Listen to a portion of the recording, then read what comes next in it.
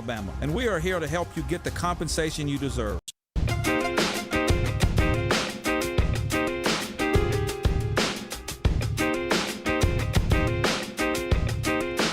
We're getting to trash. I don't know why this was being discussed when I came back from the restroom. I do know why the topic came up. Basically, it was said from someone on this staff that today's loss to Hofstra, if Alabama happens to lose it, would be the most embarrassing loss in Alabama basketball history. I don't know if I go embarrassing. I mean, you could find a blowout in there. No, I know what the most embarrassing loss in Alabama basketball history. Let me play the other side of this. Just based on where Alabama basketball is, and really good runs over the last few years from Nate Oates in this tournament. They're a double-digit favorite. Hofstra should not be able to stay on the court with them. And based on the Aiden Holloway situation, I think it magnifies it even more. I told you in break that I thought it was the round of 32 loss to Kent State. Kent State was a 10 seed. Bama a 2 seed. I was at that game actually in Greenville, South Carolina. There was just such an expectation for Bama that year. Well, I remember Bama played the SEC championship game in Atlanta against Mississippi State, and State won that game. And I went over to I think Scott Griffin and I were there together for Jocks.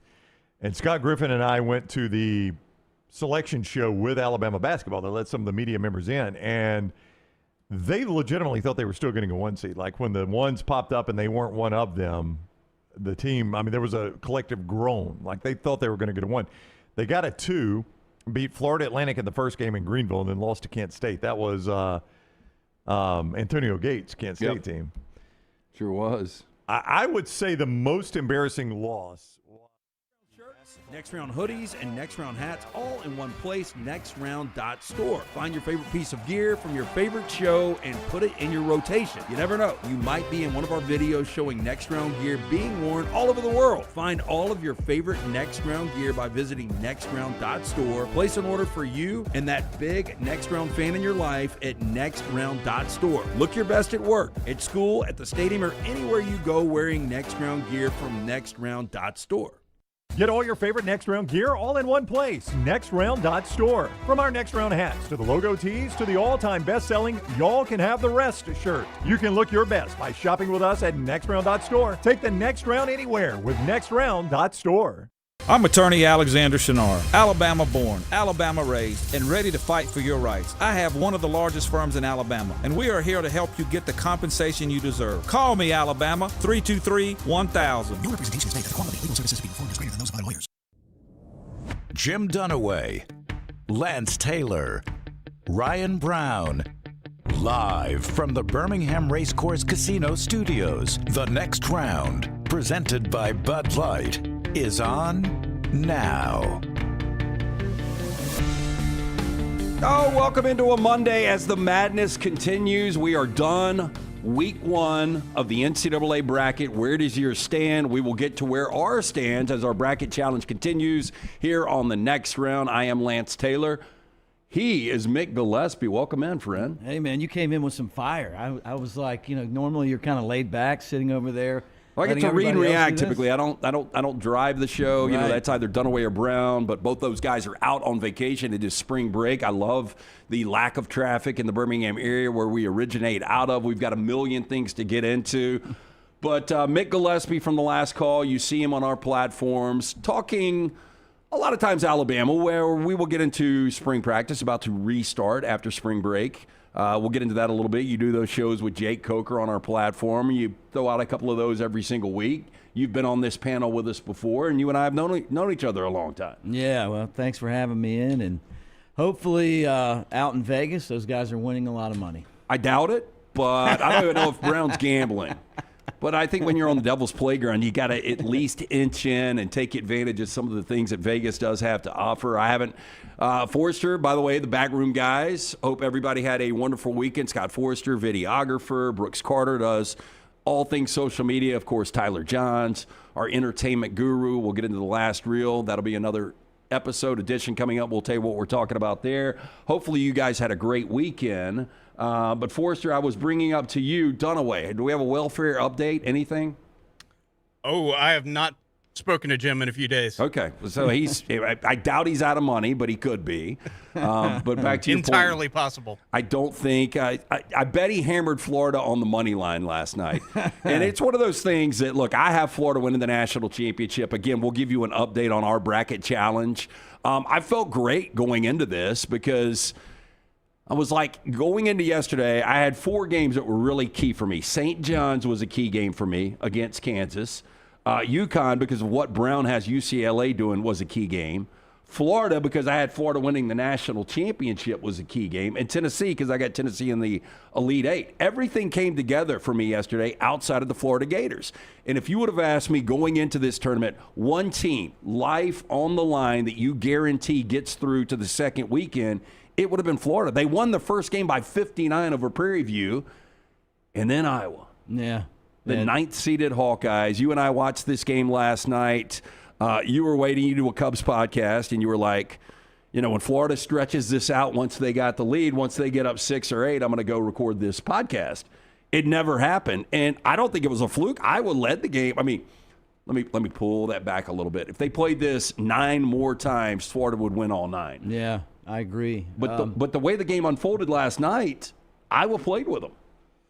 Well, I mean, it really looked like Florida was the best team in the country towards the end of the SEC schedule. I mean, just smashing everybody and winning, which is one of the best, maybe the best conference in basketball. We'll get into that a little bit. Yeah, how and then the all of a SEC is faring. sudden they lose in the tournament, and then the SEC tournament, and then they go into this tournament. And you thought, well, after that first game, they were going to be all right, but they missed too many of the easy shots, and they put themselves in a spot where they had to come from behind, and all the effort it took to get back, and then they just couldn't maintain the lead. Well, I thought a couple of things. Once they took the lead, I did think Florida was going to pull away. Got to give Iowa credit. They hit big shot after big shot. That final possession, disastrous defensive possession for the Florida Gators where Iowa hits the 3. But I didn't like the final possession for the Florida Gators. They had 4:04 left on the clock. Oh, yeah. And Xavier Lee, we talked about if this was going to be an early exit or if Florida wasn't going to be able to repeat as national champions, it was going to be because of their backcourt. Boogie Flan has the terrible foul. Wasn't even trying to box the guy out on the missed free throw that led to 2 more free throws that ultimately gave Iowa the lead back and put more pressure on Florida, but wraps the guy. And then Xavier Lee, the final possession, gets caught up, and it's either Lee's going to take the shot because the time is out, and he tries to give the ball off to Thomas Houck, and it's just clock runs out. You don't even get a shot off. Yeah, it was just awful. a terrible possession. Yeah, it was awful. Let's hear from head coach Todd Golden, Florida's national championship winning coach, the guy that really let me down. 27 wins last night, double-digit favorites over the 9th seed Iowa Hawkeyes. Here's what Todd Golden has to say on Florida's loss to Iowa. Obviously, a disappointing result for us tonight. Credit Iowa. Thought they played well, especially in the first half. Had us on our heels a little bit. I thought they were physically tougher than us in the first half, and took a little bit for us to regain our footing. And then they got off to a good start in the second half. And really proud of our guys and the way we fought. Obviously, came back and took the lead. Got up by as many as I think we were up 3 or 4 at one point late in the second half, and just did a poor job executing on both ends in the last 2 minutes. I thought, obviously on the last play, we wanted to take a foul to prevent them from getting off a 3, and they got away from us. We weren't able to take it, and they knocked it down, so credit to them for that. And just a tough way to go out, but really proud of my group. I love these guys. They did a great job for us all year, gaining the second 1 seed in a row, and a tough one for us to swallow. And, we'll be thinking about this one for a while. Yeah, me too, especially if I'm driving an Uber or if I'm a fireman on our calendar in the month of June or July. I don't know if you know about our bracket challenge. Again, we will get into that in a little bit, but not just one loser this year, 2 losers. And when you lose your national champion coming out of the first weekend, hard to reset and regroup on that. I thought this Florida team, and I give Forrester in the back room a lot of credit. I mean, this was back in probably mid to late January where you said it again, look, I'm going to go on and identify the best team in the SEC as the Florida Gators, and they just continue to get better and better. Best front court, in my opinion, in college basketball, but we always question the back court, and here we go, the Florida Gators. But if you're a Florida fan, you didn't get enough out of this team with Condon and Houck and Chinaloo, the way he played down the stretch. Yeah, so many good players. But a national championship last year. So if you're a Florida fan, you're disappointed, but you still had the national championship from last year. So I think you're disappointed because it's hard to put a championship team together, right? And so you had one. I mean, Florida could beat anybody in the country. I mean, they kind of got off to a slow start this year, but there was a time when I think they were the best team in the country. Now, if you're an Uber driver, I've driven with you and followed you. Watch out for whoever gets you. A little shaky. Yeah, like, I'm not as aggressive. I mean, did you see? Like well, you were nice you enough here today. to like, follow me lost in. him twice. He's like pulling up, and then we're supposed to turn, but we're in the straight lane. I'm cutting corners, man. I'm trying to get to the studio as quick as possible. I had to drop my car at Hoover Toyota for my first 5,000-mile maintenance, so I had to drop Beautiful that off car. this morning. Their incredible service department. So you were following me over here, and I do get a little aggressive, but I will say, 2 stars. the traffic's so good today with all the kids being out on spring break, all the parents obviously going to the beach or wherever they are, and the traffic being at like a third of what it usually is. Yeah. So didn't mind that at all. Hey, back to something Golden just said there. Was Iowa not in the bonus there at the end? Because he said he wanted them to foul, which would have put them on the line. Yeah, right. But that was the whole thing. Like, I'm sitting there thinking to myself, Forster, because I said it out loud, they are going to take a 3 to walk this thing off. Yeah, right. And I'm thinking to myself, man, I almost wish Florida would foul, but you can't. You can't foul to go to overtime. So yeah, that's weird. That's a weird call, too. Yeah, makes no sense at all. Look, and the big boy made sure that he was taking the 3. I mean, backed up, stepped it off. When he let it fly, you knew it was going down. But then, when they look at time and, once ball goes through net is how much time's on the clock. 4.4, plenty of time to be able to get off a quality shot. And I just think what they drew up to put everything in Xavier Lee's hand. I mean, last year, Walter Clayton Jr., I get that.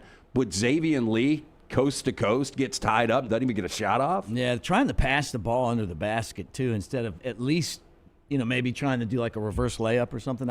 It was a terrible ending to what could have been another championship for them. And I know you thought they would follow up what they did back in the day, right, where they won back-to-back. Yeah, I mean, 06, 07, I don't think this team top to bottom was as talented as those teams. No, but good. I thought coming into this tournament there were 8 or 9 teams that could win the national championship. We probably still have like 8 or 9 teams left in the Sweet 16. The way they're playing right now, realistically, could win the national championship. But I am shocked that Florida could not beat Iowa. I really am. I've watched this Iowa team a handful of times this year. They're good. They're solid. They play in a really good conference of the Big Ten. But there is not any fiber of myself that would have thought Iowa could beat this Florida team. Yeah, 2 Iowa teams in the Sweet 16, Iowa and Iowa State. And 2 Iowa Michigan State, teams. Yeah, and Iowa State's pretty good, too. Yeah, Iowa State defensively, what they did yesterday against Kentucky. We'll get to Kentucky. I've got an angle I want to take on some of the Blue Bloods. But this is really weird. Like, in today's college basketball, if you win a national championship, it's almost like the team that loses the Super Bowl has that bad year the next year. Early exits for former national champions. Do we have that bracket ready? Here we go. Look at this. I mean, this is insane. So if my math is right, 8 of the last 9 national champions didn't make it out of the first weekend. Like, how is that even possible? And here's the seeding. I mean, it started with Villanova in 2017. They were 1 seed. Didn't make it past the first round or the first weekend. 2018, Carolina's a number 2 seed. Didn't make it out of the first weekend. Nova in 2019, they were a 6 seed. They won the national championship. That's the only positive here. 2020, obviously no tournament due to COVID. 2021, Virginia was a 4 seed, didn't make it out of the first weekend. 2022, Baylor, a 1 seed, didn't make it out of the first weekend. 2023, Kansas, a 1 seed, didn't make it out of the first weekend. 2024, UConn was a 1 seed, they did win it all. And 2025, UConn last year was an 8 seed. They got beat by Florida coming out of that first weekend. And then this year, Florida. I don't know how you explain this because those are good teams. I mean, 1, 2, 3, 4, 5 1 seeds that don't make it out of the first weekend. And typically, you don't see 8 9s beat 1s. Yeah, but I mean, you lose a lot of players off those teams, right? And then the second thing is how much of this tournament is luck? luck of the draw. And then maybe a lucky bounce. We watched the St. John's game. It could have gone either way with Kansas, right? I mean, and it's like the ball bounces a certain way one year for you, and then another year it doesn't. Yeah, Otega Oweh. I mean, we saw the shot for Kentucky, round 1 against Santa Clara. Herb Sendek's trying to get the timeout.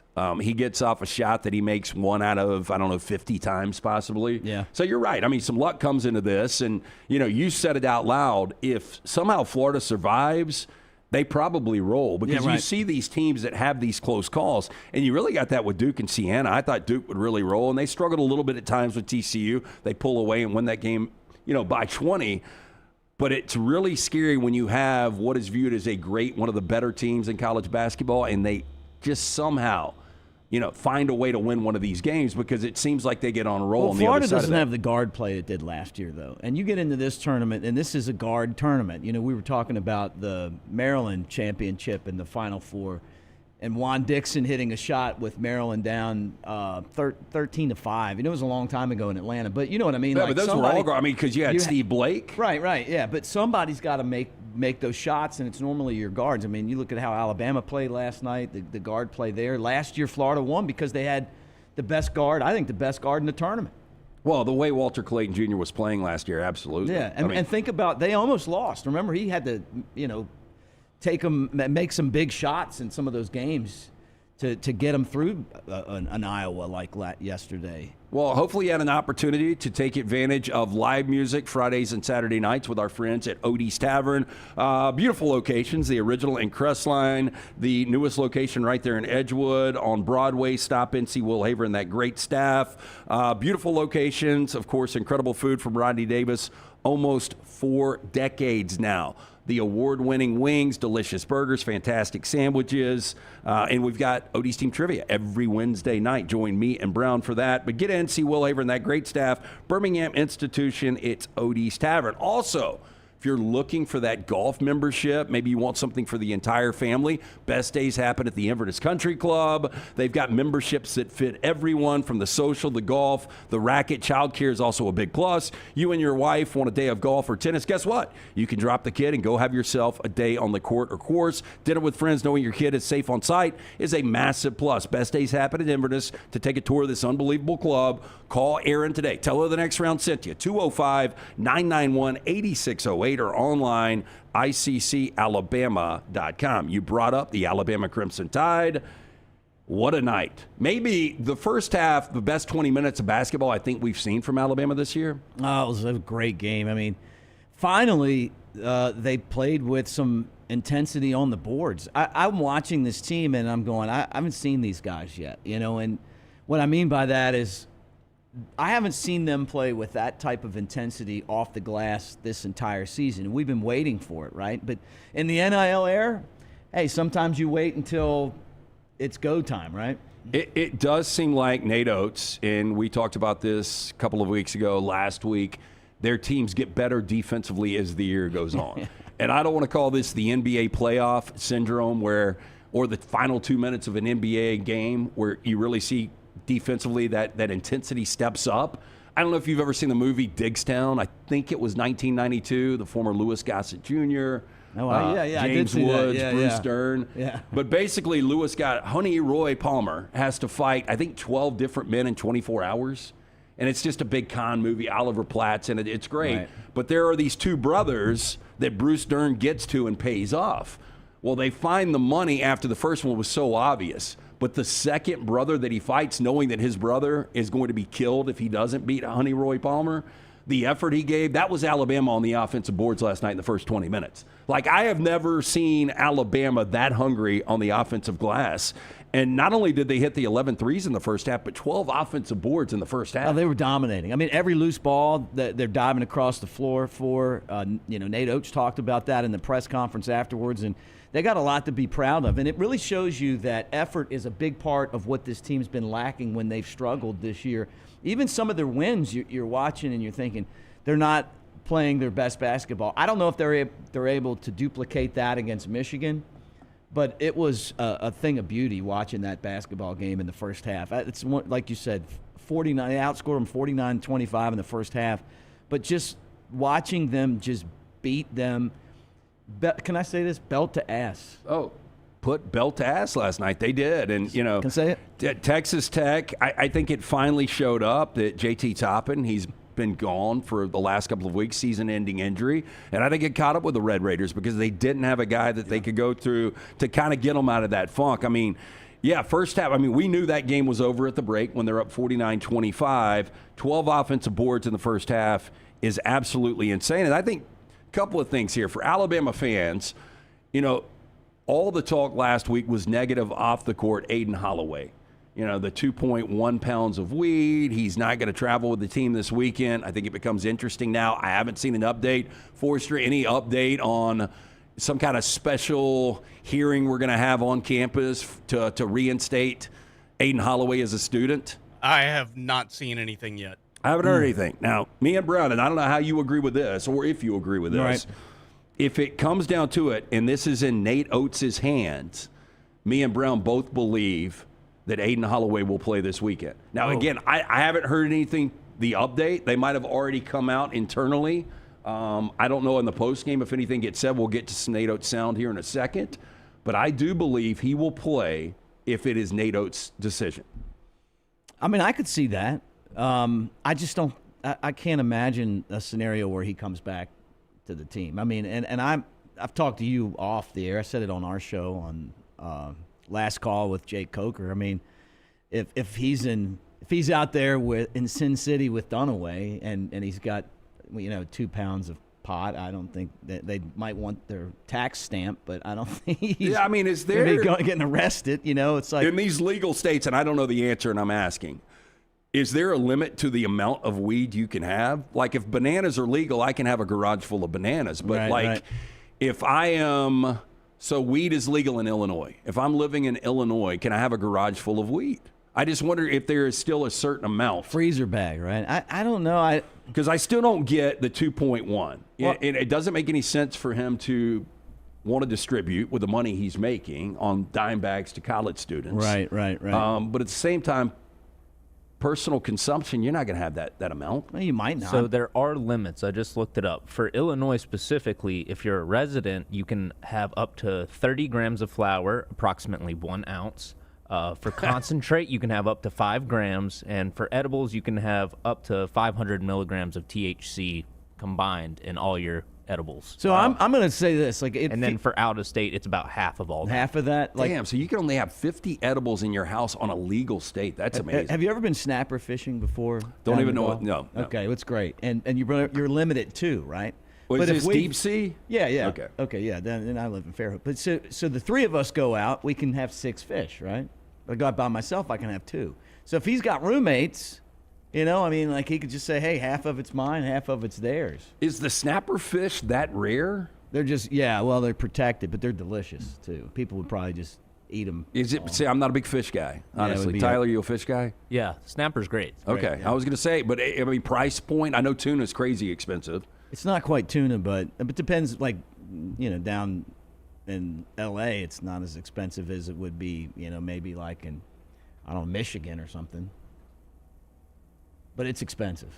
But it's not tuna. I mean, because you bring in a big tuna, you can get $250,000 for a tuna, right? Yeah. No, nothing like that. So other good news for Alabama without Aiden Holloway, if you think you're going to rely on LeBaron Philon, who was really good against Hofstra, but LeBaron Philon, 35 minutes, only 9 points, 2 of 12 from the field. Mm-hmm. So if you would have said LeBaron Philon is 2 of 12 with 9 points, does Alabama beat Texas Tech where they're catching 1.5 points? The answer is probably no. See, I disagree on this one because I feel like when Philon's getting offensive rebounds and he's running down the floor, I see 12 assists. Nobody can run with him. He is one of the best dribblers that Alabama's ever had, in my opinion. I mean, when you're going back and you look at all those teams that they've had over the years, not just Nate Oates, you said last week, I heard you say this is probably going to be one of those guys in the NBA that is better than all the other guys. Yeah, and as soon as I said that, Brandon Miller was brought up. I know, and I know he's killing it. But I just really like what Philon does, too. I mean, Philon's handle, to your point, this is a guy, so good. It's 6'4", a sturdy 185, can create any shot that he wants. Oh, yeah. Off of both hands. His ability physically to be able to get to the rack, to be able to hit those outside shots, and showing last night that he can be a facilitator. Alabama's ball movement was unbelievable. Yeah. You know, the open looks they were getting, and when you get some of the bigs, when you've got Williamson and you've got Aiden Sherrill hitting threes, you're like, damn, this is contagious. Now, I think the problem for Alabama, as soon as I say this, I go back last year. It was in the Sweet 16 where Alabama was so good against BYU. They couldn't miss, and then the next game they lose to Duke. You normally, if you're that hot, you want to play 2 days later. Right. And you know Michigan's going to try to D them up pretty good, too. The pace of both of these games, Hofstra and Texas Tech, was perfect for Alabama. Because Alabama dictated the pace. Both games. And I don't think Texas Tech, obviously Hofstra and Speedy Claxton's bunch, they weren't ready to play that pace. Right. But Texas Tech without JT Toppin, it was going to be an uphill battle if Alabama was scoring 90 points and playing at that pace. Let's hear from Alabama head coach Nate Oates, 4 consecutive times out of the first week into the Sweet 16. Here was Nate Oates on the 90-65 win over the Red Raiders. For our guys to come in and do what they did in this game, I got a lot of respect for these seniors. They came ready to go. Trelly's defense on Anderson. Anderson's one of the best guards in the country. But Trelly's defense on Anderson, 2 for 11, 1 of 7 from 3, 7 points, 1 rebound, 3 assists, 2 turnovers. I don't know if he's ever had a game that bad because I think he's one of the best guards in the country. So you got to give Reitzel a ton of credit. All 3 of these seniors came with the mentality, we're not going home. When you just lose yourself in a game, lock into playing defense, making the effort plays, getting stops, getting rebounds, that stuff takes care of itself. And I think this game exemplified it as much as any game you've ever seen. And again, with JT Toppin being out, Christian Anderson was the go-to guy. And to play 37 minutes and only have 7 points on 2 of 11, as he said, Reitzel was so important there. But Reitzel, offensively, 24 points, hit 6 threes. Reitzel and Houston Millette were the guys we talked about had to step it up with Holloway not being in this tournament. Yeah, well, the other thing that's not going to show up in this stat sheet is how many bad shots Bama's defense forced. Just by the effort, just by making – cutting out lanes, and it just felt like, especially in the first half, that every time Texas Tech took a shot, it was just an awful shot. How many bricks and air balls did they have at the beginning of that game? And then here comes Alabama the other way, like just pushing it down the court. They got buried so fast because of Bama's defense and offensive rebounding and then transition. The man of the moment was Latrell Reitzel. Here was Reitzel on Alabama's win last night. Out there and just fight to move on, and that's what we did. We came out there with a energy and effort that wasn't matched today, and we played for each other. We played to move on, but we also played one possession at a time. We didn't take it for granted. We just wanted to get a stop and a bucket each possession at a time, and it was never looking at the bigger picture, never looking at the score, just one possession at a time. And I think over time it built up a lead for us. And we're thankful we made shots, but at the end of the day, it was really a focus on defense and our mentality to get stops, and that's what we did. And once we got stops, our offense took care of itself. It was methodical. I really, not to, be hyperbolic here on a Monday, but that is the best 20 minutes of Alabama basketball that I've seen this year in that first half. And really, they picked it up again in the second half. There was like a 5-minute lull, and you're going to have that over a 40-minute game because basketball is obviously a game of runs. But, if Alabama can get that effort moving forward, and I had a buddy from Denver that, he was a fraternity brother of mine, and he sent me a text, how can Bama beat Michigan? And I said, well, if they hit 19 threes again. That's right. That's your easiest path to victory for this Alabama offense is being able to hit the perimeter shots. 19 of 42, that's one thing. But when you get that with the combination of that effort and that ability to outboard teams, especially on the offensive side, that's how you get a 25-point win. That's how you get a team that was up 34. Yeah, right. And Reitzel is such an important part of this team. First off, I feel like he's in his 18th season at Alabama. He's been around a long time, right? And transferred in like most do. And then you look at it and you're like, man, if he wouldn't have gotten hurt last year, right, and was limited to 8 games, I think that the team would have been even better than it was, but he's got the experience of a deep run in the playoff or in the tournament, and I just like the energy that he brought and the leadership that he brings to the team, and you could see his intensity from the very beginning of the game, and that's one of the problems I've had with Alabama basketball at times this year is coming out and starting hot, right? Because their formula is if they get ahead of you, they can blow you out. If they fall behind, all of a sudden, you're relying on threes, and if you're not hitting them, you can get far behind. But I like him. It's watching him at the end of the game, just realizing like, hey, we just kicked their ass, and this team is capable of doing some really big things. Was exciting. You could see the look on his face. There is only one Alabama player that has played in all 34 games. He is wearing the hard hat right there on the panel, and Houston Millette is a guy that had an incredible game last night, and he is not ready for his career to be done.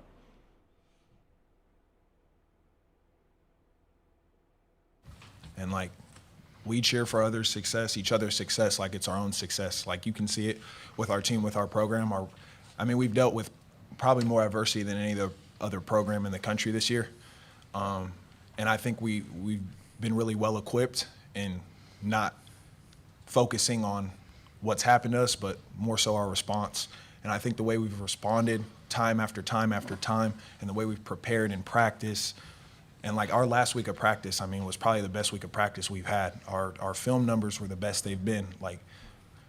We're doing all the right things, I think, and I think it's showing off. And the big thing is we love each other, man. I told Trelly today, I love you, bro. I told everybody, I don't want to leave Alabama. I will die for this school.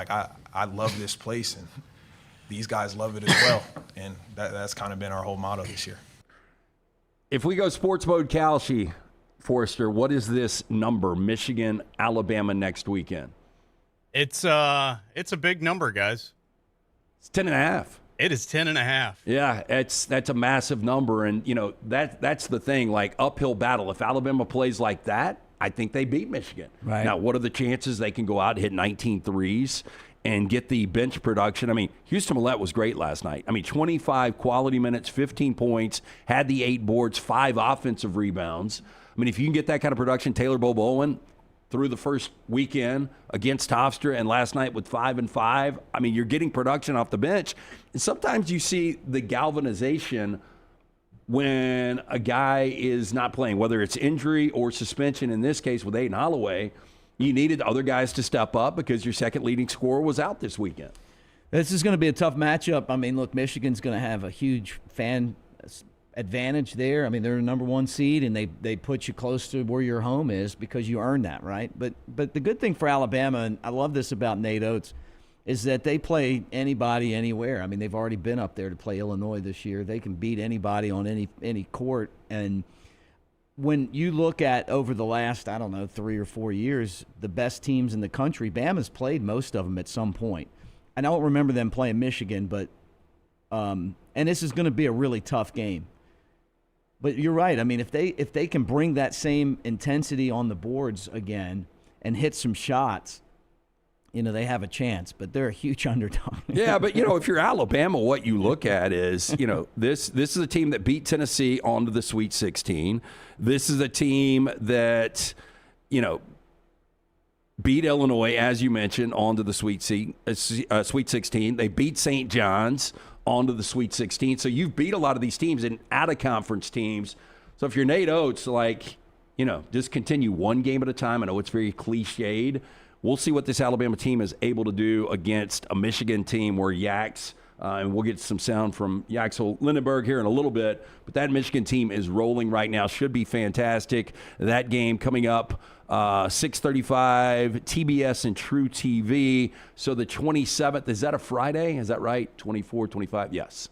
Coming up Friday night in Chicago. Great matchups in Chicago. I told you, with your Cubs affiliation, you could go up there this weekend, see Alabama, Michigan, and Tennessee, Iowa State. Yeah, shout out to the Almost Home. That's a bar in Wrigleyville that they watch all the Alabama games. And I know it'll be cranked up in there, but I would love to go. I went to the Final Four in the national championship in basketball in the past. It really is a great setting. Now this would be to get to the Final Four, And you'd have familiar fan bases there, when you talk about Alabama and Tennessee. But it's a long. I was just there last week, so I'm not going to. That's an easy flight, though. Yeah, it is. Let me ask you a question though. Bama was like the last game, right? They were the last game yesterday. Oh yeah, trust me. I mean, I cannot. I went upstairs, went to bed with about 5 minutes left, still put the TV on to watch the end of it. And I don't know why I was still watching, but I don't even know what time it was. After 11 o'clock. Did you guys stay up for that? Anybody in the back room? I know Tyler did not. Nobody did. Okay. Yeah, it was late. I mean, and good news for Alabama fans is complete domination, based on where that number was, Texas Tech coming in as a 1.5-point favorite. I thought, and based on the games we saw yesterday, I thought we'd see a final possession game. But for Alabama fans, probably good. They were able to get to bed a little early. Yeah, well, and that's a whole nother point. But, they would put a game on that late on a Sunday. But I was wondering this. Like, if you're in this tournament, would you rather be the team that plays first, like the first game, or would you rather be the team that plays the last game? And I mean on both, Thursday and Friday and Saturday and Sunday. I think I would probably just the anticipation and just sitting there waiting, and you can't really enjoy the games in front of you. It's hard mentally to be able to get out of game mode. I'd rather play the first and then come in, put on the sweats, relax in the stands, and watch the other games. But if you lose, you're out that fast. Yeah, well, you just plan on winning. That's not the mentality. We got a winner's mentality here, man. Right. Well, see, I look at it like I would rather have the last game so I could watch and kind of get a feel of the tournament. But if you're one of those people that, anticipation and anxiety kind of take over, you'd rather just get it out of the way first. But if you do win first, you get to sit back and watch.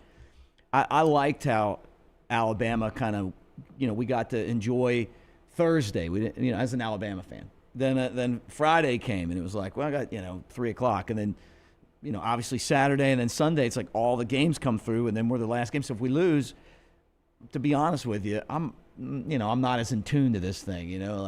I'm more into Alabama than I am the college basketball, if that makes any sense. Well, look, if you lost in your bracket, by the way, if you're like me and you had the national champion going out in the first weekend, we still have the Shannara Showdown. 4 winners. Somebody's going to get a bottle of Pappy. Somebody's going to get $1,000. Somebody's going to get $500. Somebody's going to get $250. We will start the Shannara Showdown again this Thursday.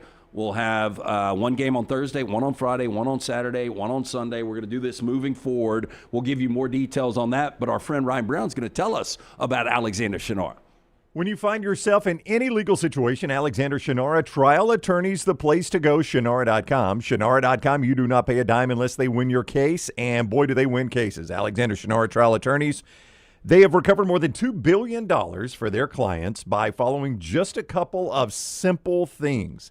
It's Alexander's core values: integrity, mastery, passion, and success. That's how you recover $2 billion for your clients. So if you find yourself in any sort of legal issue, Alexander Shannara is the place you go. Shannara.com. Shannara.com. You don't pay a dime unless they win your case. Keep your eyes out for the Shannara Showdown, returning Thursday, Friday, Saturday, and Sunday, 1 game a day. And every single day we'll have qualifiers. You're in the drawing for the grand prize: a bottle of Pappy, a $1,000 gift card, a $500 gift card, $250 gift card. We're paying 4 places there. Our guy, Alexander Shannara, very, very generous. All you do is pick a game against the point spread. We'll have it up every single Thursday, Friday, Saturday, Sunday through the tournament, and you can play the Shannara Showdown, your chance to win. But when you find yourself in need of an attorney, Alexander Shannara Trial Attorneys. Shannara.com. You don't pay a dime unless they win your case at Shannara.com. And simple question for you. If you're at work during the week and you're tired, you're yawning all the time, you want that nap after lunch, you're probably not getting the proper 8+ hours of sleep every night. Our friends at O'Neill Medical and CPAP Plus, they can help out. Get in, see Joe, Woody O'Neill. Tell them the next round sent you. 5 great locations throughout the state of Alabama, including 3 right here in Birmingham, Pelham, Highway 280, and Trustful. Stop by CPAP Plus. You're going to find the best service and equipment all in stock, ready for you. With hundreds of 5-star Google reviews, trust CPAP Plus for all of your CPAP needs. CPAP Plus, where every night matters. For more information, o'neillmed.com. I'm attorney Alexander Shinar, Alabama born, Alabama raised, and ready to fight for your rights. I have one of the largest firms in Alabama, and we are here to help you get the compensation you deserve. Call me, Alabama, 323-1000. No representation is made that the quality of legal services being performed is greater than those of other lawyers.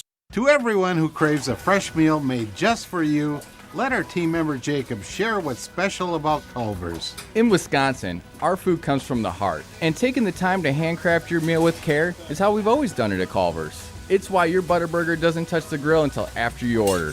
Come to Culver's and let us serve you a Butterburger made special just for you. From Wisconsin with love, welcome to Delicious.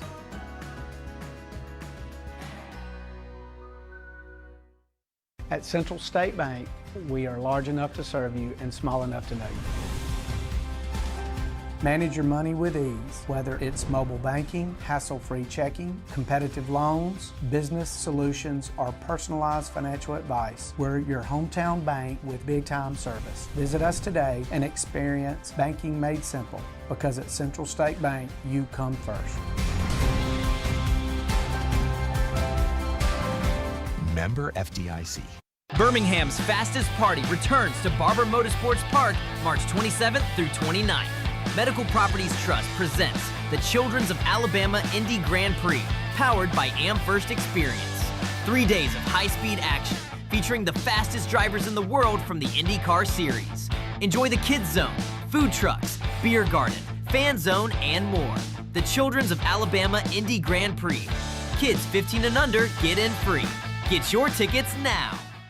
Catch up on all today's Next Round on demand through the podcast platform of your choice, Apple, Spotify, iHeart, or Google Podcast, wherever you listen. Always like, follow, subscribe, and turn on automatic downloads so you never miss any part of the Next Round. Hey, there's nothing worse than waking up to a plumbing problem. Don't get caught in a flooded house. Call the guys at Hemphill Services. Adam, Chad, and the team at Hemphill are the only ones I trust to fix it and fix it right the first time. Hemphill Services does it right and always at a fair price. For all of your plumbing, cooling, and heating needs, trust the name that Birmingham has trusted since 1954. That is Hemphill Services. Call now, 205-229-2090. That's 205-229-2090. Storm season is here. Make sure you have a plan of action in place right now. Greg from Pell City and Storm Restoration Roofing should be your first call when storms hit. Insurance companies love working with Storm Restoration Roofing because of Greg Nelson's name and reputation in the industry. When storms hit, call Greg Nelson. He's local, 205-542-3531. He's the home of the free no-cost roof inspection. Greg from Pell City on Facebook, 205-542-3531. It's Storm Restoration Roofing. Remember the name Way to Wellness if you're battling weight loss in your life. I'm Jim Dunaway from The Next Round. There was a time I was over 216 pounds until Way to Wellness helped me lose 45 pounds, and now for over 2 years, they've helped me keep that weight off. Here's their website, aplanforme.com, aplanforme.com. That's a great name for a website because there's no cookie-cutter plan. Everything is designed specifically for you. No contract, no sign-up fees, and your first consultation is free at Way to Wellness. Ain't no party like a Dega party. The noise, the chaos, the will to survive. The biggest, boldest, brashest, fastest, and most intimidating track in all of NASCAR. Only one place calls that home. At Talladega, anything can happen. And at this super speedway, everything usually does. Hell yeah, boys! NASCAR weekend at Talladega Super Speedway, April 24th through the 26th. Get your tickets now at TalladegaSuperspeedway.com.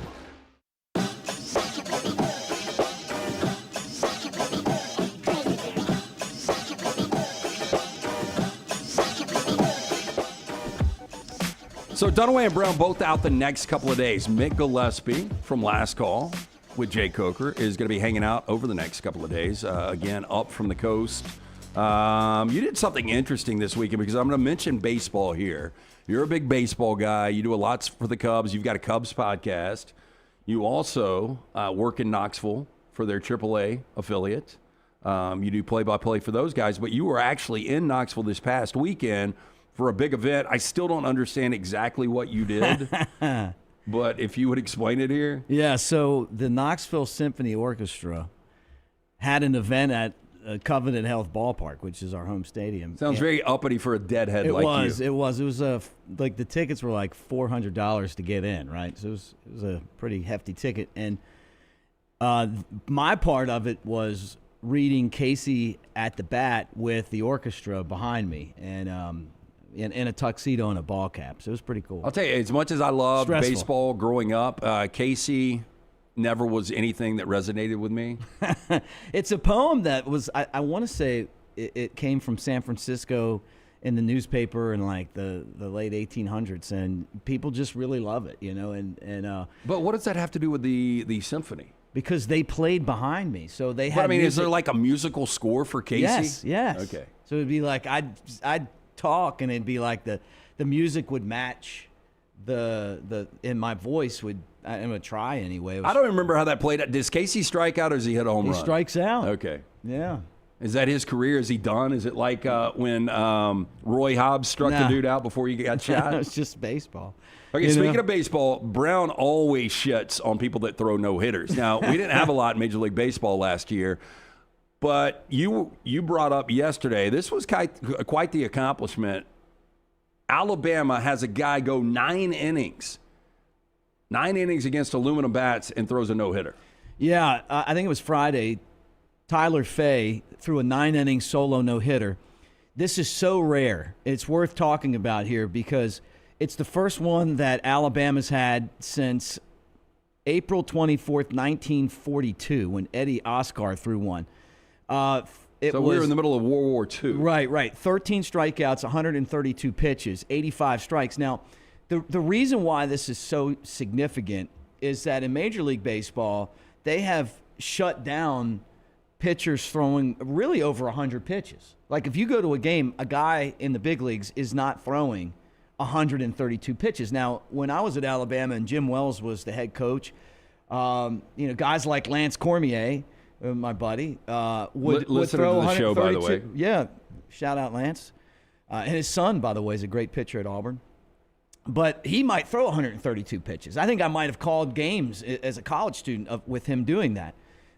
You just don't see that anymore. And Fay's a big guy, a 6'5" right-hander, like 215. You know, it's not like he's out there and he doesn't have the stamina to do it. But they just don't let guys throw that much anymore. And so I'm glad that Rob Vaughn let him do it. I don't think that your arm blows off if you throw over 100 pitches.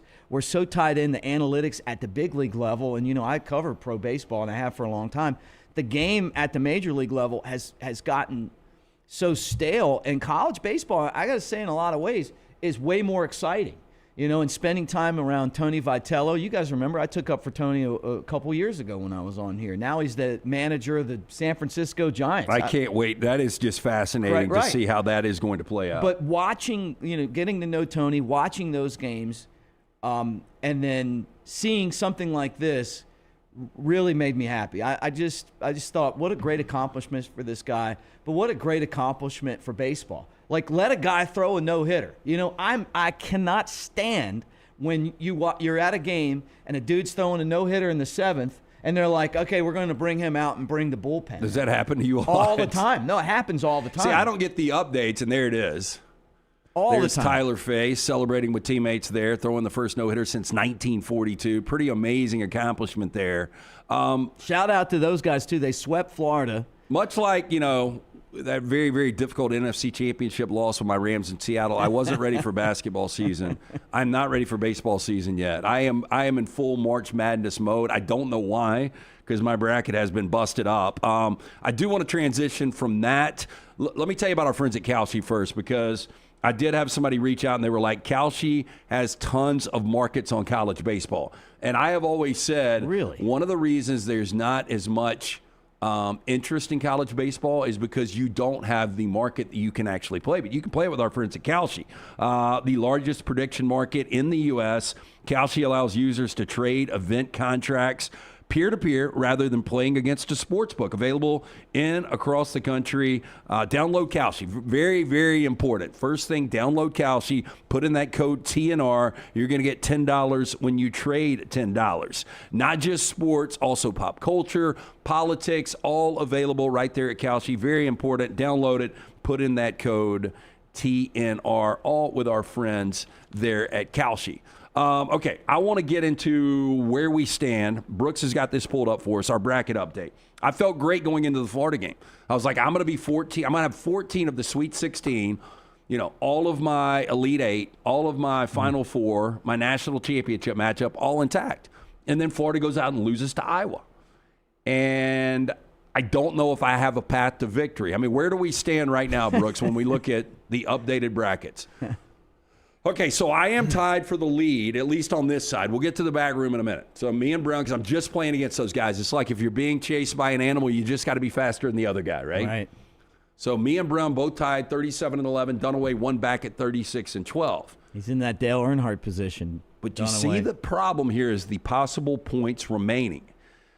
Okay, tell me how this works, Brooks. I mean, we're only going one per game on our score, so I guess it's pretty simple. I just made that universal for the whole back room as well. But yeah, so Dunaway has the most points remaining, albeit he is in last place amongst you, the three of you. He has 7 of his 8 Elite 8 teams still left in the bracket. He has his entire Final Four left, so that winds up totaling up to 14 possible points there for him if you count up all the games. So I know you're looking at it, though, thinking where this hinges for you, where you can possibly win it, is if St. John's upsets Duke. Yeah, well, I need 2 things, I think. I think I need Tennessee to upset Iowa State, and I need St. John's to upset Duke, and I think I'm back in the ballgame. If I'm looking to thread a needle, that is 2 major dogs, especially the way Iowa State is playing defense and how challenged offensively Tennessee can be. And then St. John's, same thing. Charles Barkley said it at halftime. We were out at indoor restaurant kind of activity area watching on a big screen yesterday, and you were like, St. John's has got this. And I was like, they can't shoot. Like, they can do everything but shoot. And they get up 14 late in that game, and then Kansas starts chipping away, and they tie it up. And I'm like, you have got to be kidding me. And then St. John's walks it off, another dramatic finish there. But if St. John's could shoot, watch out. I just don't think they can shoot. No, I mean, that's a problem, right? Yeah, but I've watched Duke, and I mean, they're beatable. I mean, they're just beatable to me. They're not, and I have him in one of my brackets. But well, Caleb Foster being out's big. Now Isaiah Evans, the way he has played the last couple of games, I mean, they're still a 6.5 point favorite here. Yeah. I did have Kansas. They got the cover. I was talking about threading a needle. Was pulling for St. John's to win the game, but Kansas plus 3.5. Was able to get that. Speaking of which, Lance'sLock.com, winning day on Thursday. Nice. Winning day on Friday. Winning day on Saturday. Winning day on Sunday. So every day. That's 4 straight winning days. 4 straight winning days. Not to jinx it, we will have NIT action, NBA action up and available at Lance'sLock.com. That March Madness package still holds right now. Again, Lance'sLock.com. You get a free play every single day. It is brought to you by our friends at Hemp Hill Services. Nice. Hot as hell in my house last night. Hot as hell.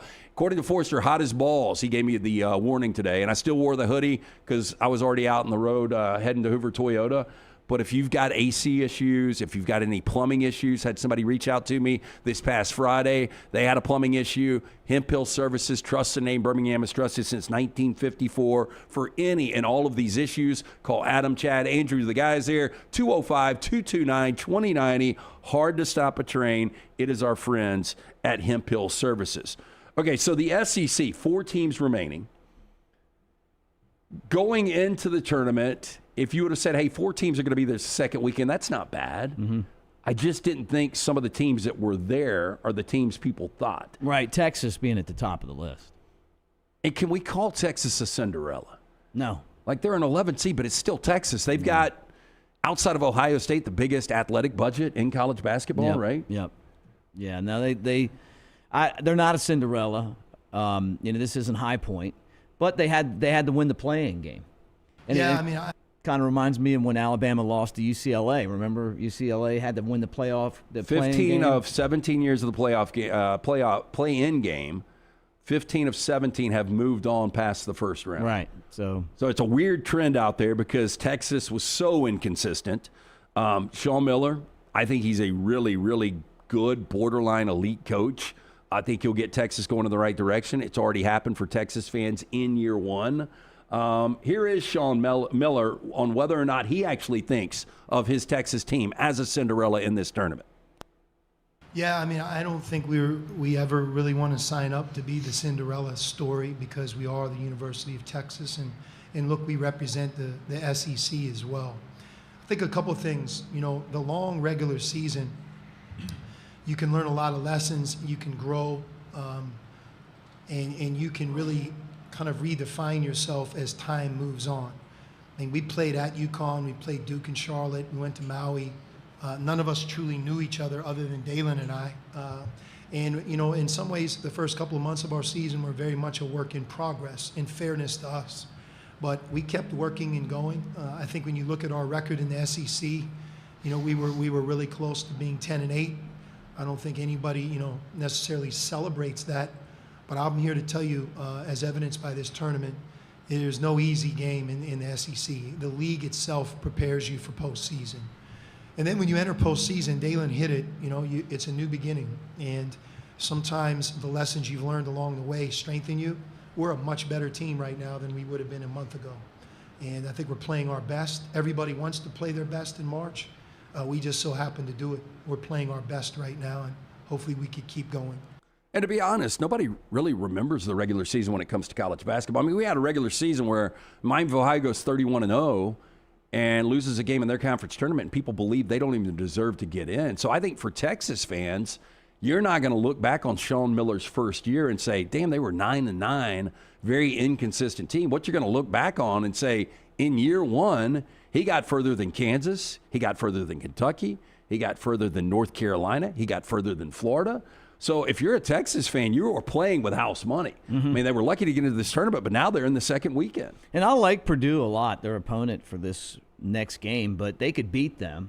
And I think that Texas down low, watching their games, like they were really good on the glass too. And, when I've said it's a guards tournament, it is, but if you get the rebounds and you dominate the glass, it gets down to the last couple of minutes.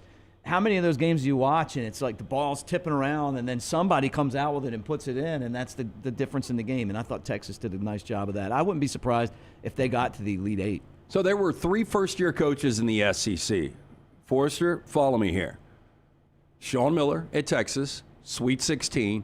Bucky McMillan, Texas A&M, no expectation at all. They get to the tournament, not only get to the tournament, they win a game against St. Mary's and then the Auburn Tigers. I know we're not supposed to bring it up, but we were at an establishment last night. I could not believe this. You've got Tennessee, Virginia coming down to the wire, and there was a group of people watching Auburn and Seattle. It's a big game. I assume Auburn held on and won that game? They did. Did you watch a minute of it? I didn't watch a second of it. I watched practically every inning of Auburn baseball this weekend, but did not watch any of the NIT game. It's the Auburn fan default right now because the baseball team is so good. Yeah. Like I don't have time to watch what's going on in basketball right now. Well, they've got a great coach, and they get to the World Series. Butch is one of the best pitching coaches, and then he's been a great head coach too. So they recruit well, and they get better as the season goes on. And that's why Auburn baseballs, and this year they're actually good at the beginning of the year, 5th in the country, but they had a showdown with Texas. SEC baseball, you think SEC basketball is tough. SEC baseball, I think, is by far dominant over everybody else. I don't even think there's a second. I think it's SEC baseball and then everybody else. Okay, I think everybody would agree SEC baseball, but then where do you go? Do you go basketball or football? And the Big Ten is continuing to flex because 3 consecutive football championships. We talked about Big Ten's got 6 of 16 in this Sweet 16. Now the SEC is your defending national champion with Florida, but they're now bounced. Do you believe any of these 4 teams all on the right side? If I'm doing the old school radio from your left speaker to your right speaker right now, they're all in that bracket. Arkansas and Texas in the West, big underdogs against Arizona and Purdue. Alabama and Tennessee in the Midwest, both underdogs against Michigan and Iowa State. Do you think there's any of those teams that can not only get to Indianapolis but win 2 games in Indianapolis? Right. Going left to right on your radio dial, the SEC, and the answer to that is no. Yeah. I don't think that when I look at the teams that I feel like have a legitimate chance to win the national championship, and you would say, hey, go to Kalshi and put your money on any of these teams. The answer to me is I just don't know who I would put it on. My heart would love to say Alabama, but I don't see that happening. I don't think they're big enough down low. Again, if they hit 19 threes moving forward on every game, they're going to have to, and that would be great. They got a shot. Hey, and we should come up with something. If they did that and won the national championship, maybe I'll jog from Birmingham to Fairhope or something. But I still think I'm at the point right now, But who would bullet you or pick? $10,000. Yeah, right. Like, I get $10,000 if Bama doesn't win the national championship. I take a bullet if they do. I think I would take that bet right now. Like, there's no chance that they're I don't know, man. Look, I agree. I don't think any of of these teams. I mean, Darius Acuff is a guy, if they're able to get by Arizona, watch out. Because that is a guy that can take it over. We talked about that before the tournament. Yeah, Texas. good point. But they haven't looked great, though. They beat a bad Hawaii team, and then they struggled against High Point. High Point, was this year's. I mean, look, we don't have any of the mid-majors in the Sweet 16 for the first time in I don't know how long. I mean, I guess you can't consider St. John's, I mean, with their history and the fact that they're in the Big East. And they have the best coach in the field. Last year, Lance, this is the second year in a row without any. It's all power conferences, 2 years in a row. You're telling me the NIL. Yeah. That's what it is, right? I'm actually starting the process of some research on that. So. Okay, well, we will have a graphic. Brooks Carter, all things social media will be on that. But it is interesting that we are here in NIL. We talk about what these rosters cost, and there's not a mid-major. I mean, this tournament always had a mid-major that would make at least a Sweet 16 run. So you think it's all NIL-based. Yeah, and then you're talking about, like, the strength of the conferences. Watching the Big Ten just destroy the SEC and NIL-era football, right? And then, basketball has been the exact opposite. Remember, the SEC wasn't that solid until now, right? Where they're doing better in the NIL. But the problem is, like you said, if you picked a team in here, it would have to be Arkansas to win the national championship. And I just don't see it. This to me is a Duke, Arizona, maybe a Michigan State. I don't know who houses. I don't think you get a trophy for going to the Sweet 16.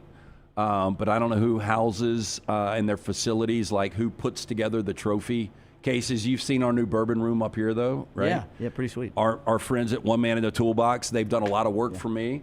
Whether it was at the house, coming in, installing ceiling fans, did a lot of painting there. But they put our bourbon room together. Forster showing it to you right there. We will be doing another Bama and Bourbon, talking about Alabama on to weekend 2. Those two Me and guys. Aaron Suttles. Yeah, look at those two jokers. One Man in the Toolbox, though, performs handyman services for homes and commercial properties right here in Birmingham, Tuscaloosa, Montgomery, surrounding areas. They do the regular repairs and maintenance, also small project renovations and updates. They've got multiple technicians, different skill sets. They can tackle most any item in your home. Very important. You get the free estimates, but when you call 205-823-2111 and you talk to Jessica, tell her the next round sent you, she's going to give you $25 discount for the first hour of service. For more information, onemanandatoolbox.com. And let's hear from our friend Jim Dunaway telling you about how he's lost all this weight from weight to wellness.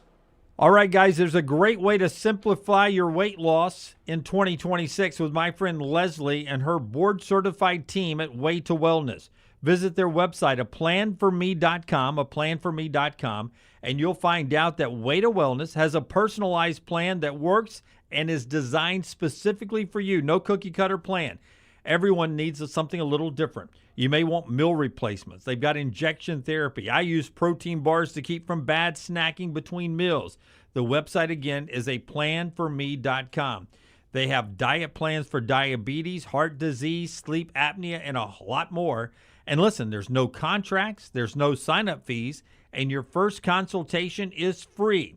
Go check it out. The website, again, aplanforme.com. It's Way to Wellness, your journey to healthy living. Take the next round anywhere you go with official Next Round gear. Buy yours today at nextround.store. I'm attorney Alexander Shinar, Alabama born, Alabama raised, and ready to fight for your rights. I have one of the largest firms in Alabama, and we are here to help you get the compensation you deserve. Call me, Alabama, 323-1000. No representation is made that the quality of legal services being performed is greater than those of other lawyers. To everyone who craves a fresh meal made just for you, let our team member Jacob share what's special about Culver's. In Wisconsin, our food comes from the heart, and taking the time to handcraft your meal with care is how we've always done it at Culver's. It's why your Butterburger doesn't touch the grill until after you order.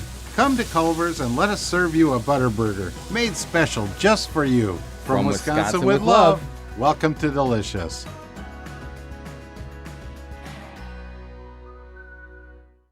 At Central State Bank, we are large enough to serve you and small enough to know you. Manage your money with ease, whether it's mobile banking, hassle-free checking, competitive loans, business solutions, or personalized financial advice. We're your hometown bank with big-time service. Visit us today and experience banking made simple, because at Central State Bank, you come first. Member FDIC. Looking for the ultimate weekend in Birmingham? The Children's of Alabama Indy Grand Prix is back at Barber Motorsports Park, March 27th through 29th, bringing big energy, big crowds, and unforgettable moments. It's more than a race. It's a full day of excitement, family fun, food, music, and world-class competition, all set on one of the most beautiful venues in racing. The Children's of Alabama Indy Grand Prix at Barber Motorsports Park. Get your tickets now. When you crave activity like we do, you belong in the Roback family. Get the best golf wear, hoodies, and activewear for men and women at Roback.com. Use promo code TNR20 to get 20% off your order. That's Roback.com, promo code TNR20. Hey, for all of your IT and printing needs, reach out to our friends at Xerox Business Solutions. Look, I'm still one of those old school guys. I print my notes every single day for the show. If you watch the show here on the Next Round, you see all the notes in front of me. From day one, Xerox Business Solutions, they've been with us here at the Next Round. Local for over 45 years. For all of your IT and printing needs, visit XeroxBusinessSolutions.com or call 205-969-3000. That's 205-969-3000. Stop by the New York Butcher Shop and pick up the finest in certified Angus prime beef steaks and burgers, premium pork chops, ribs, and all-natural chicken cut to order just for you. Their chef-prepared entrees and side dishes are the perfect dinner-to-go choice for your family and are ready to heat at home. With a great selection of fine wines and desserts, the New York Butcher Shop is your one-stop dinner shop. 2 locations to serve you, Cahaba Heights and on Highway 119 in Greystone. The New York Butcher Shop, rare quality, well-done service. Hey, there's nothing worse than waking up to a plumbing problem. Don't get caught in a flooded house. Call the guys at Hemp Hill Services. Adam, Chad, and the team at Hemp Hill are the only ones I trust to fix it and fix it right the first time. Hemp Hill Services does it right and always at a fair price. For all of your plumbing, cooling, and heating needs, trust the name that Birmingham has trusted since 1954. That is Hemp Hill Services. Call now, 205-229-2090. That's 205-229-2090. Ain't no party like a Dega party. The noise, the chaos, the will to survive. The biggest, boldest, brashest, fastest, and most intimidating track in all of NASCAR. Only one place calls that home. At Talladega, anything can happen. And at this super speedway, everything usually does. Hell yeah, boys! NASCAR weekend at Talladega Superspeedway, April 24th through the 26th. Get your tickets now at TalladegaSuperspeedway.com. Jim Dunaway, Lance Taylor, Ryan Brown. Live from the Birmingham Racecourse Casino Studios, the Next Round, presented by Bud Light, is on now. You know, we talked about the shocking result, which was the Florida Gators yesterday. If you're Providence and you hire a new coach, don't you wait until today or tomorrow or even Wednesday when there's not games going on? Bryan Hodgson, congratulations, former Alabama assistant under Nate Oates. Oh, yeah. One and done at South Florida. He has been hired as Providence's next head coach. You look at what Hodgson was able to do 2 years at Arkansas State, 45-28. led the Bulls to a 25-9 record this year. They get ousted in the first round against Louisville, but he was a hot name. What's amazing, and Forster, we added this a little bit. He turns down Syracuse, the proud program that is Syracuse, to take over at Providence, where Kim English was fired. English went 48-52 in 3 years at Providence. They really haven't had any success since Ed Cooley took the Georgetown job. One Sweet 16 in the last 22 years for Providence. This seems like a difficult job. I read that they've got a really good collective in NIL behind the Friars basketball program. But Syracuse, Providence, does that make any sense? What do you think that says about Syracuse? It's a shitty program right now. It's got to be. Yeah. I mean, look, from Jim Boeheim to where they are right now, if Providence, like, what would the equivalent be? If we're going old Big East, Providence, Syracuse, the equivalent in SEC football, that is turning down Florida to take the Mississippi State job? Yeah, I was going to say Arkansas, but yeah, sure. Yeah, I mean, do you read the same thing? I mean, again, no mid-majors in the Sweet 16. Bryan Hodgson turning down Syracuse, team that has won a national championship, to coach Providence. Yeah, and I was going to say, I got into school there. I almost went to college at Syracuse. Went up for orientation. It's like 20 feet, snow drifts, it's cold. Very random. So you're like touring campuses because you got into journalism, right? Right, I wanted to go to their broadcasting school. And look where you are now, man. I went to Alabama. I mean, all those years later, you're sitting here on a Monday mid-morning with me, talking college hoops. I mean, look, that education paid off, right? Lance, did you see who Syracuse hired as their head coach? Yeah, Jerry McNamara, right? Yeah. From Siena. He was only there for 2 years after being essentially a lifetime assistant. Well, look, when you're desperate, you go in the family. That's what a lot of programs do. This is going to be a fascinating hiring cycle because do we have him on here? Let me see. We do not have Bill Self. We got some more clips or some more cuts we're going to get to. But I don't know if you guys saw this. Bill Self talked about he's going to reevaluate everything with his family. He's going to make sure his health is good enough to do this at a high level. We're going to get into an interesting angle with some of the Blue Bloods here in a little bit. But let's say that Bill Self evaluates everything and decides not to come back. I mean, you've got that job that's going to open up. North Carolina, Hubert Davis, the way they went out, even without Caleb Wilson, that job could open up. Kentucky's not going to open up, but maybe next year. I mean, there's going to be some big jobs opening up.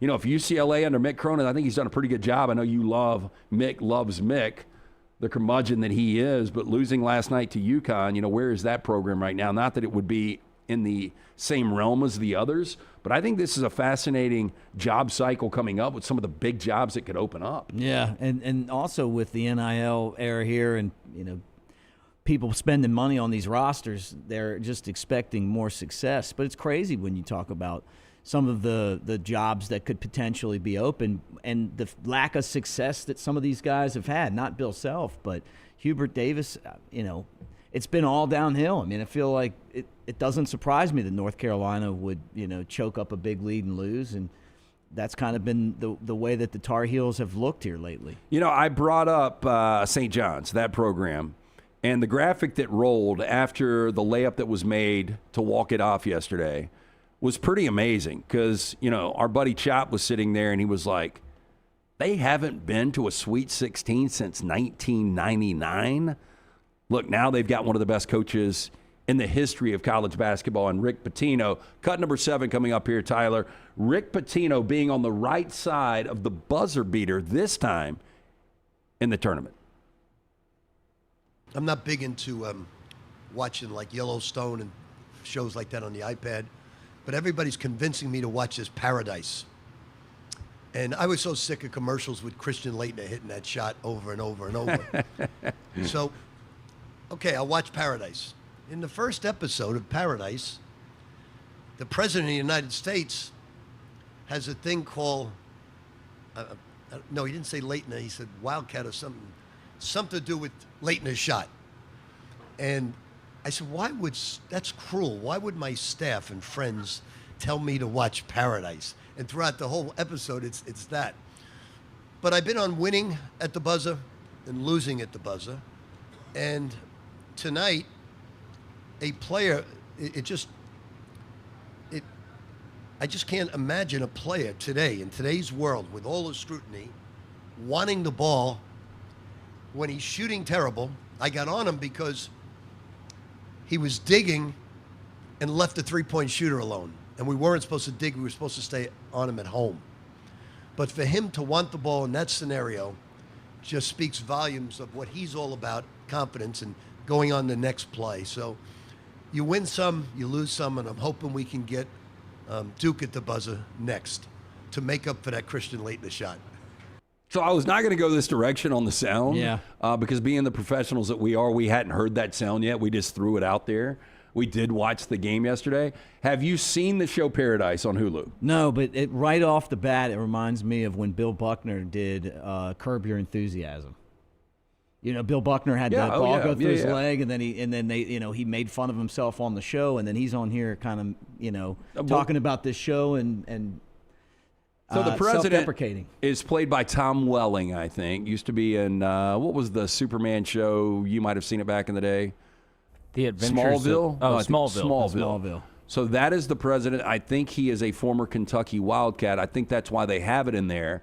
But, yeah, look, it was a good first season. I haven't come back for season 2. Sterling K. Brown is a fantastic actor. But there is no way they got him to watch that based on how good the show was. They were just being dicks, setting him up to watch that where he would see that. Did you ever see the SNL skit where Chris Farley reenacted the Christian Laettner shot? I did not. You see it? I haven't seen it. If that you haven't one. seen it, you need to Google it. I never. I mean, everybody remembers Farley and Patrick Swayze. He keeps missing. He just keeps missing. You know the shot. I mean, like it's the mic. I mean, we talked about it last week. The most iconic shot probably in the history of the tournament could have been Gordon Hayward's. By the way, could have been Tyler Tanner's. Yeah. I don't know where you guys were when that was going on. I needed Nebraska in one of my Calcuttas. But that final shot from Tyler Tanner, it goes, hits backboard, rattles around the rim, and then shoots out. Like, that's one of those shots you probably only make 1 out of 50 times, but the way that thing went in and came back out. Forster, were you watching live? There's Chris Farley. Yeah, I don't know how it didn't go in. I don't either, but I mean, that would have been. Lance, that's what they were, last week we talked about the overinflated balls. They're saying that probably caused that shot not to go in because of how overinflated the balls are. Yeah. And look at that. It was a commercial for ESPN.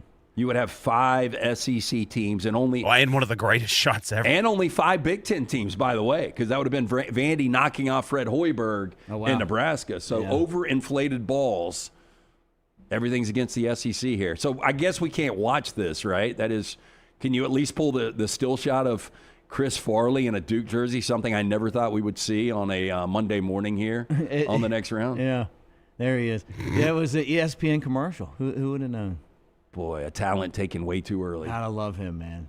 He's still dude. my favorite one. You just wonder, a lot of these guys that do all this comedy, they want to get into a serious role here and there, and you wonder if Chris Farley would have been one of those guys, because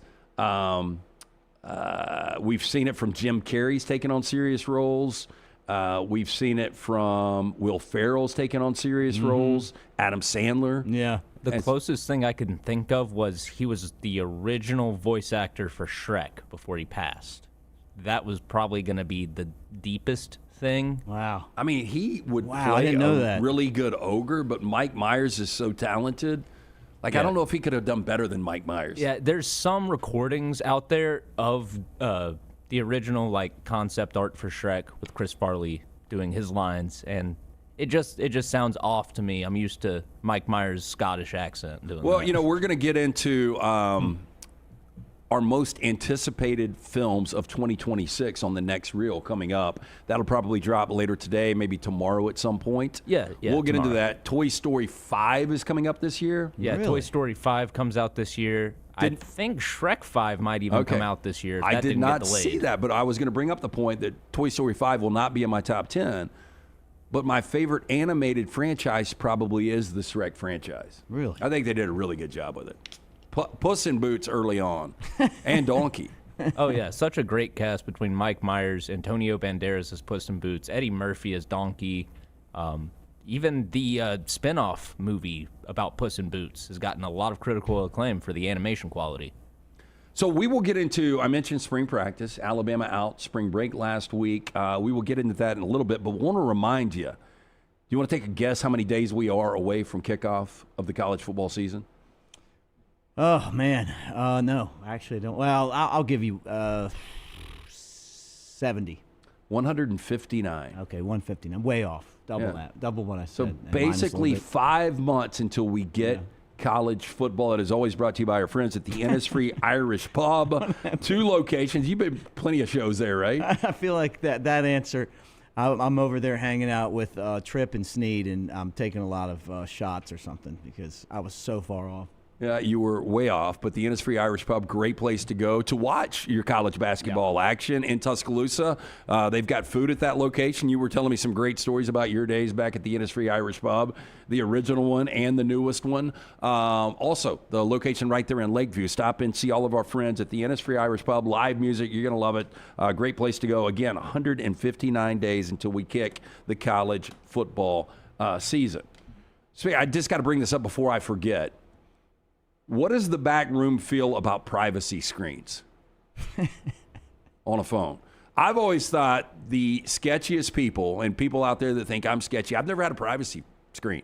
Like, I don't know how people, first of all, I don't know what you got to hide that much. But then second, if you've got a partner, how you get away with having a privacy screen. But yesterday, we're eating dinner, and I look over at Mick, and he's texting. And, I mean, it jumps out when somebody has a privacy screen. And I'm like, why in the hell do you have a privacy screen? It's because when I broadcast, I'm in a small booth and people are just behind me all the time and next to me. And I just, if somebody texts something. And Favre's not sending you a dick pic. I mean, like.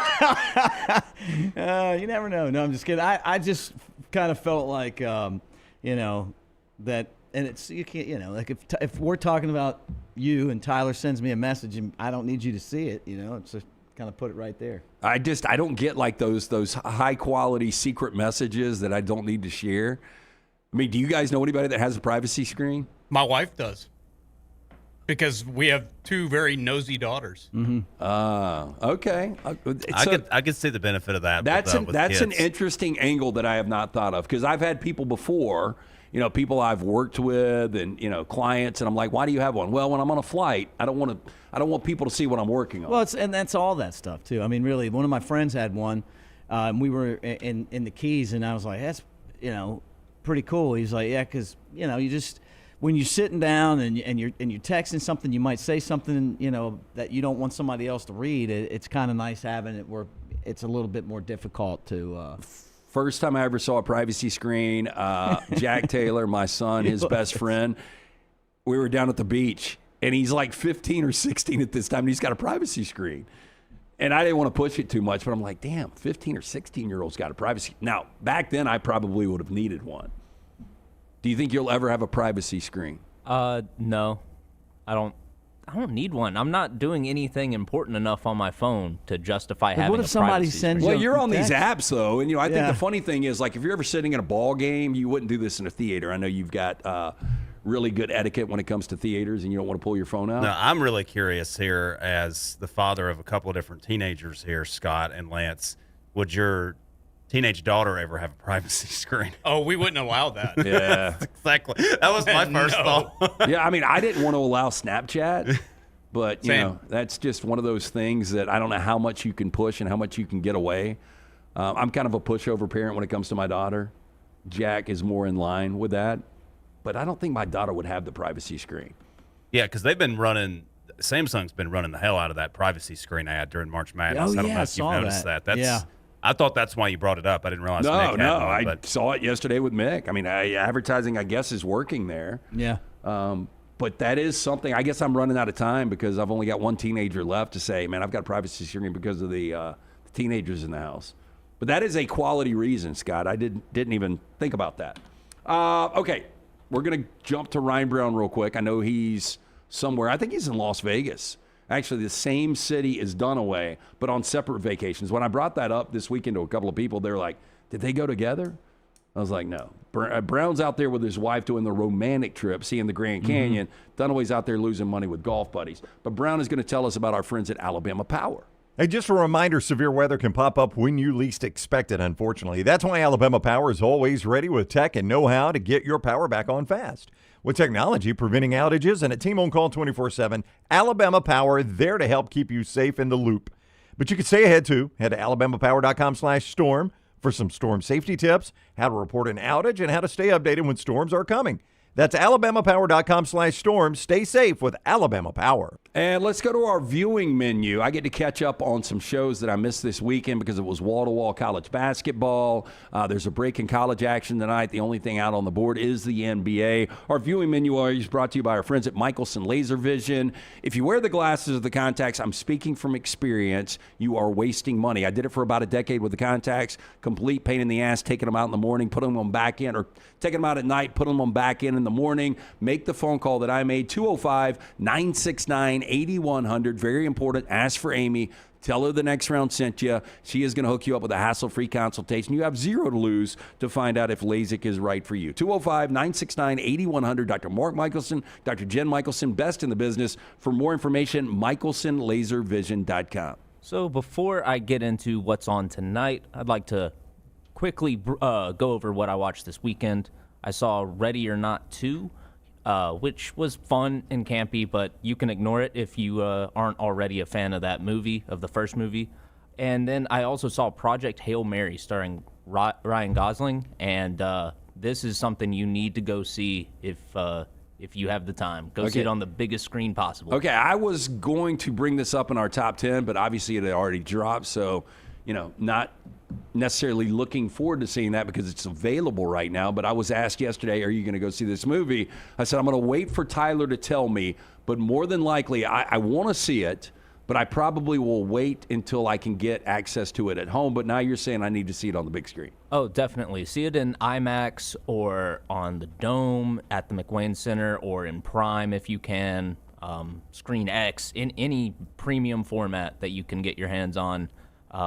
It's an absolutely beautiful film. It's funny, and I'll get more in depth with it on the next reel. But go ahead and put it out there. I think Gosling is a tremendous actor. I know you've said, as far as box office return on a leading man, he really hasn't, found that, that big return yet. But I mean, movies like Drive, even Crazy Stupid Love, when I finally got suckered into watching that, I was like, damn, he's really good. Like, he's believable. La La Land, all of the stuff he does, very believable. Do you think this one has a big box office return? So over the past weekend, it hit $80 million domestically, and I believe it was around $140 globally. So that's the best opening this year. It's the best opening of any Amazon original film. So this is his best chance for a good box office return. That being said, break even for this movie is $500 million. I would assume it's got a massive, massive budget. Yep. So appeals to everybody? I mean, is this one of those you can take the kids to? Yeah. There's some language, so if your kids are a little older, then, or you just don't mind, then yeah, you can take them. But they will definitely love the rock alien. His name's Rocky, which Ryan Gosling names him after Rocky Balboa. Oh, so we do get an alien in this one. Yes, he becomes friends with the alien. Do we get your take on aliens later in the show? You want it? Yeah. Give it to you talking guys. about conspiracy theorist? I don't think they're conspiracies. I think they're... This is your guy. Again, we're going to have him the next couple of days. Mick Gillespie from the last call. We got into your privacy screen. I do want to get into your conspiracy theories here in a little bit.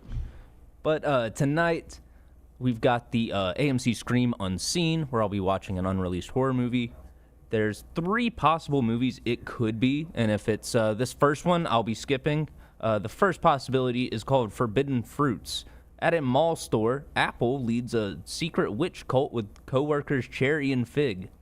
Pass. The next one is... This is shocking. I've never heard you on the front end of a movie say pass. Yeah, I saw the trailer before I rewatched Sinners last week, and it looks like it'll be hell for me to watch. It looks so annoying. The other option is They Will Kill You. This looks like a standard sort of revenge flick with Zazie Beetz, who was the woman down the hall in the Joker movie, as well as in Good Luck, Have Fun, Don't Die this year. And then the other option is the remake of Faces of Death, where an online content moderator stumbles upon a series of videos that appear to reenact the original 1978 film. In an online world where nothing can be trusted, she must determine whether the footage is fake or unfolding in real time.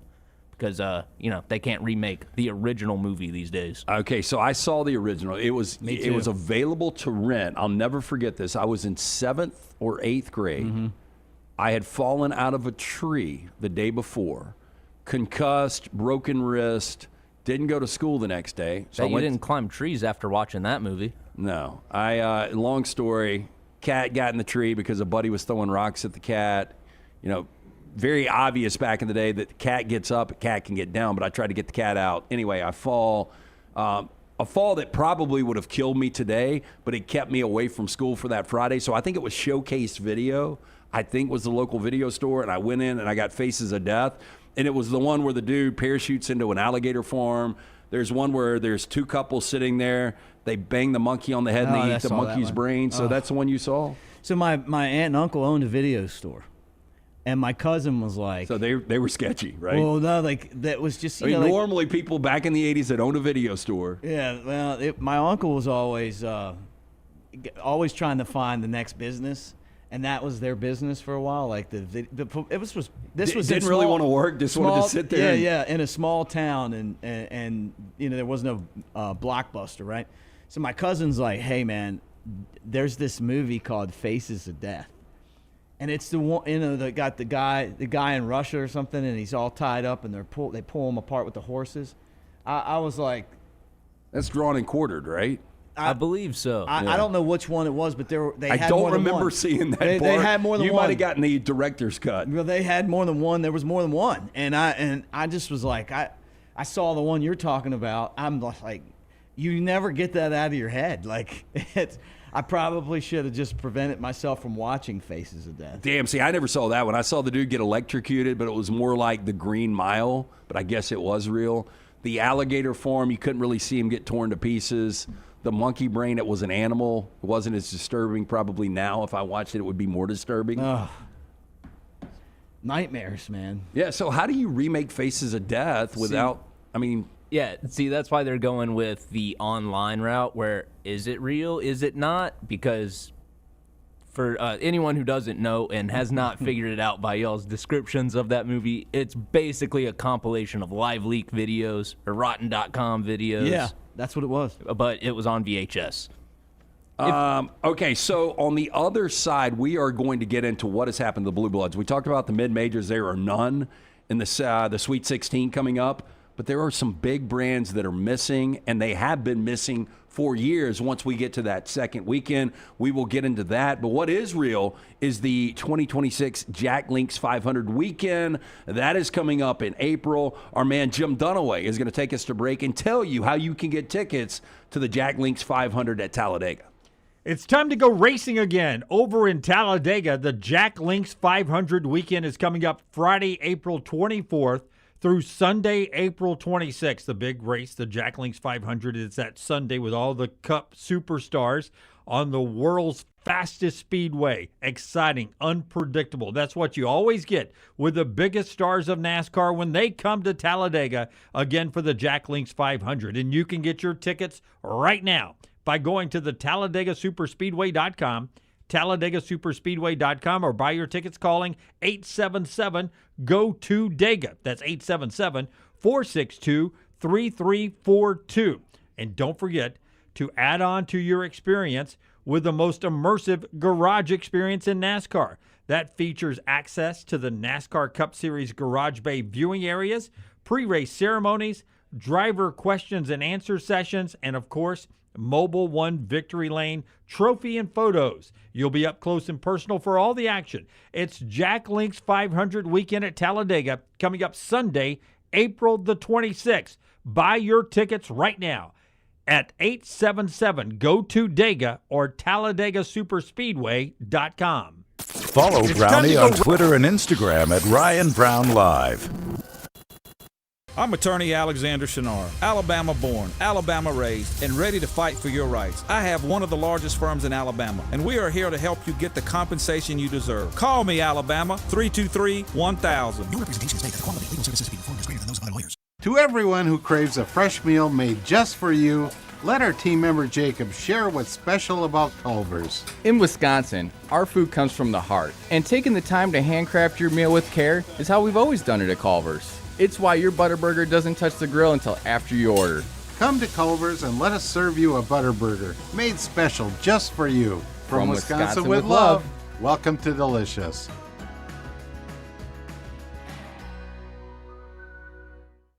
At Central State Bank, we are large enough to serve you and small enough to know you.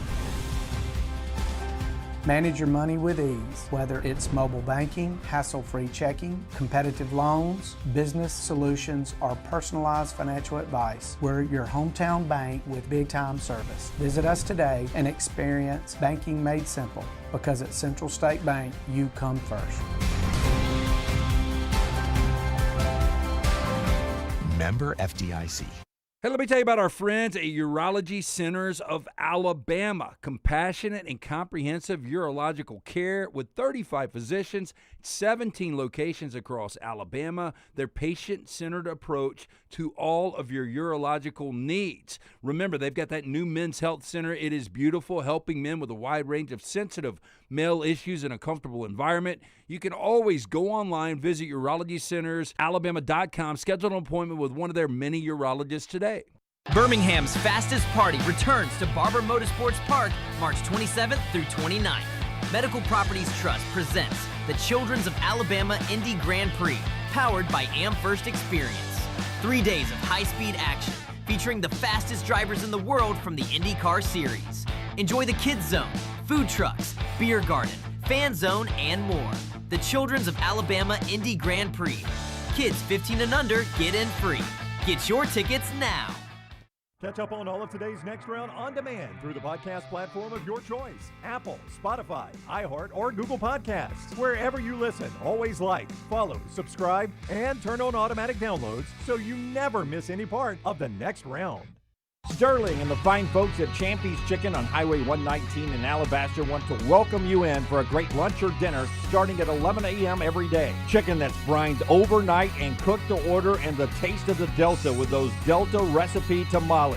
Champy's is perfect for all your tailgating needs this football season. You can also choose Champy's for your next party, wedding, or birthday. Great food, great people. Champy's Chicken on Highway 119 in Alabaster, and everything online at champyschicken.com. Hey, let me tell you about our friends at Urology Centers of Alabama. Compassionate and comprehensive urological care with 35 physicians, 17 locations across Alabama. Their patient-centered approach to all of your urological needs. Remember, they've got that new men's health center. It is beautiful, helping men with a wide range of sensitive male issues in a comfortable environment. You can always go online, visit UrologyCentersAlabama.com, schedule an appointment with one of their many urologists today. Ain't no party like a Dega party. The noise, the chaos, the will to survive. The biggest, boldest, brashest, fastest, and most intimidating track in all of NASCAR. Only one place calls that home. At Talladega, anything can happen. And at this super speedway, everything usually does. Hell yeah, boys! NASCAR weekend at Talladega Super Speedway, April 24th through the 26th. Get your tickets now at TalladegaSuperspeedway.com.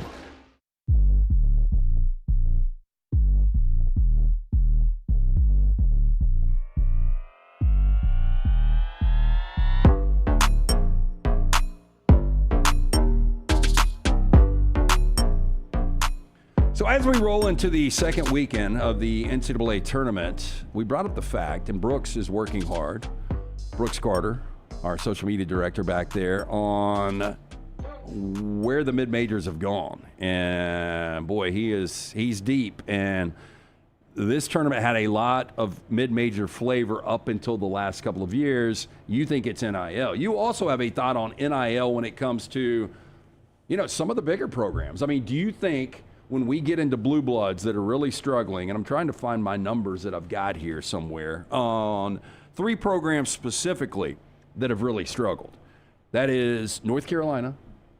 That is, where are we at? North Carolina. Kentucky, and Kansas, yeah. Well, they're not in, and I wouldn't put Kansas as much in that as I would North Carolina and definitely Kentucky. You know, we were out yesterday and we were talking to a buddy of yours, and he was saying, well, you know, Calipari didn't coach like that at Kentucky like he did at Arkansas, right? But it could be that maybe it's something more about Kentucky than it is Calipari, right? Like the success. But I think that the money is there for those programs.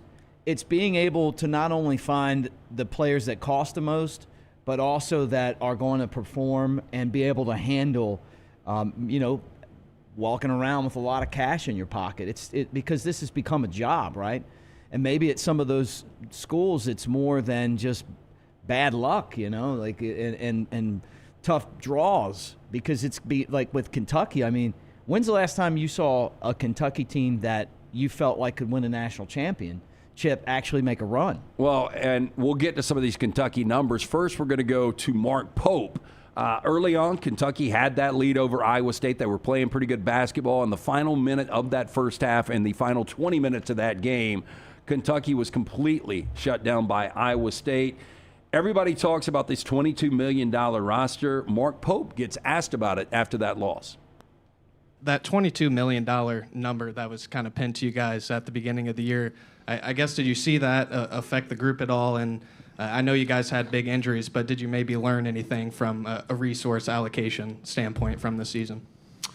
Well, we've heard so many numbers go around that it just is, you know, we live in a really interesting world.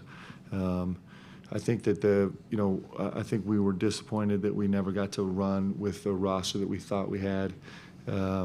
These guys did an amazing job adjusting. You know, you think about DA came here with one responsibility in mind and one framework for a team, and had to transition through the whole course of the year to be a player that he did not come here to be, and that goes with a lot of guys on our team. We didn't get to play the way that we planned to. We didn't get to play with the personnel we planned to, and all of that changed. And I think our guys raised up, and they made the very, very best of a complicated, difficult situation, roster-wise and health-wise, and I couldn't be more proud of them.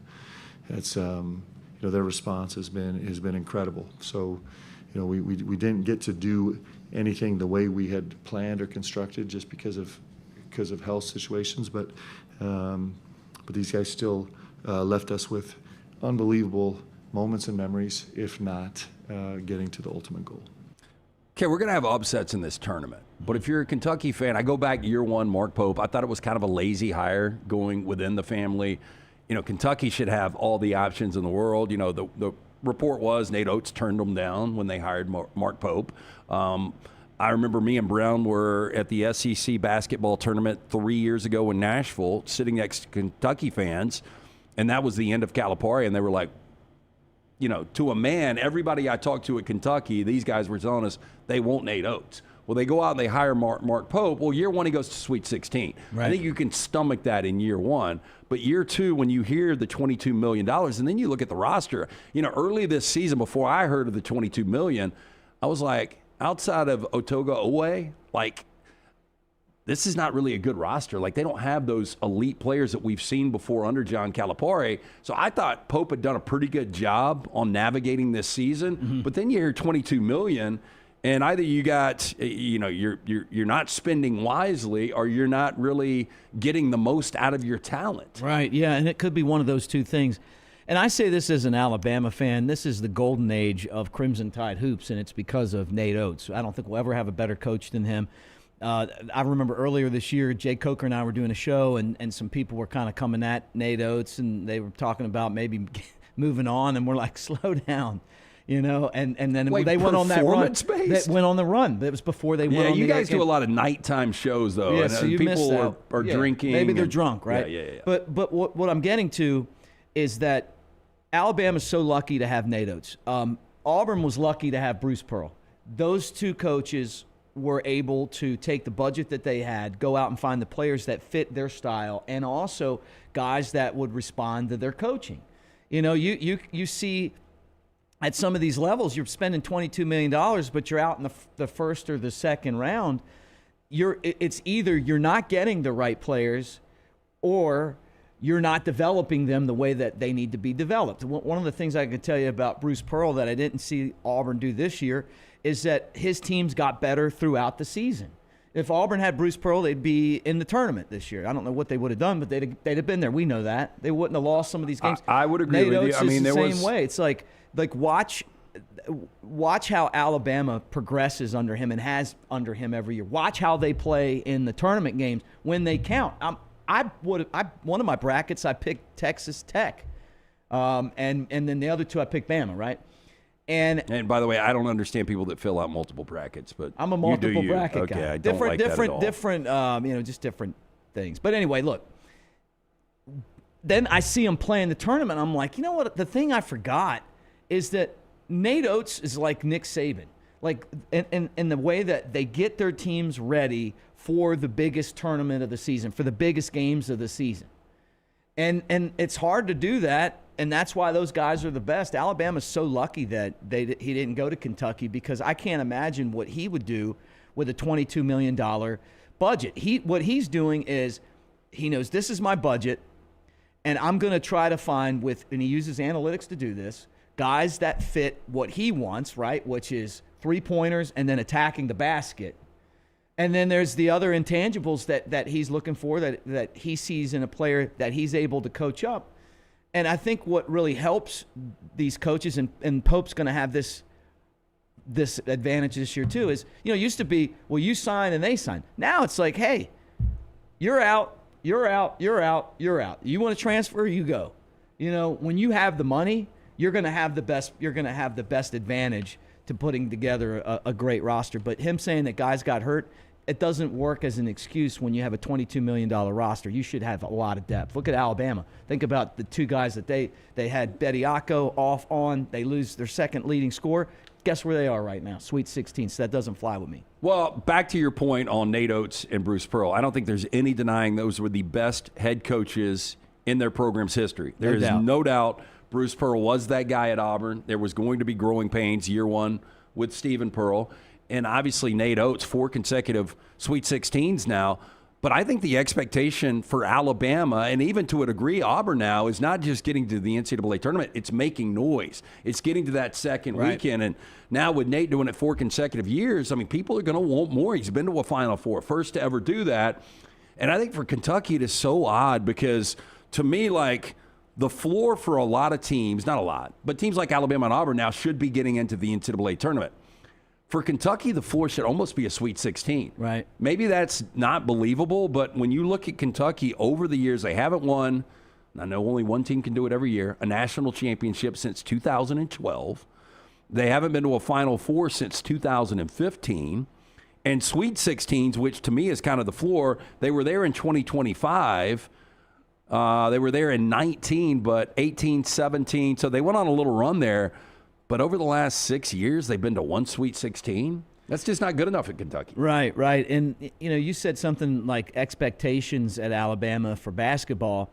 And what I want to say is this, is that as a guy who has been podcasting and covering Alabama for so long, one thing that I'm going to tell you, and this is an Alabama graduate and an Alabama fan, is that our fans don't care. I mean, if we do a video about Alabama basketball on any of our channels, nobody watches it.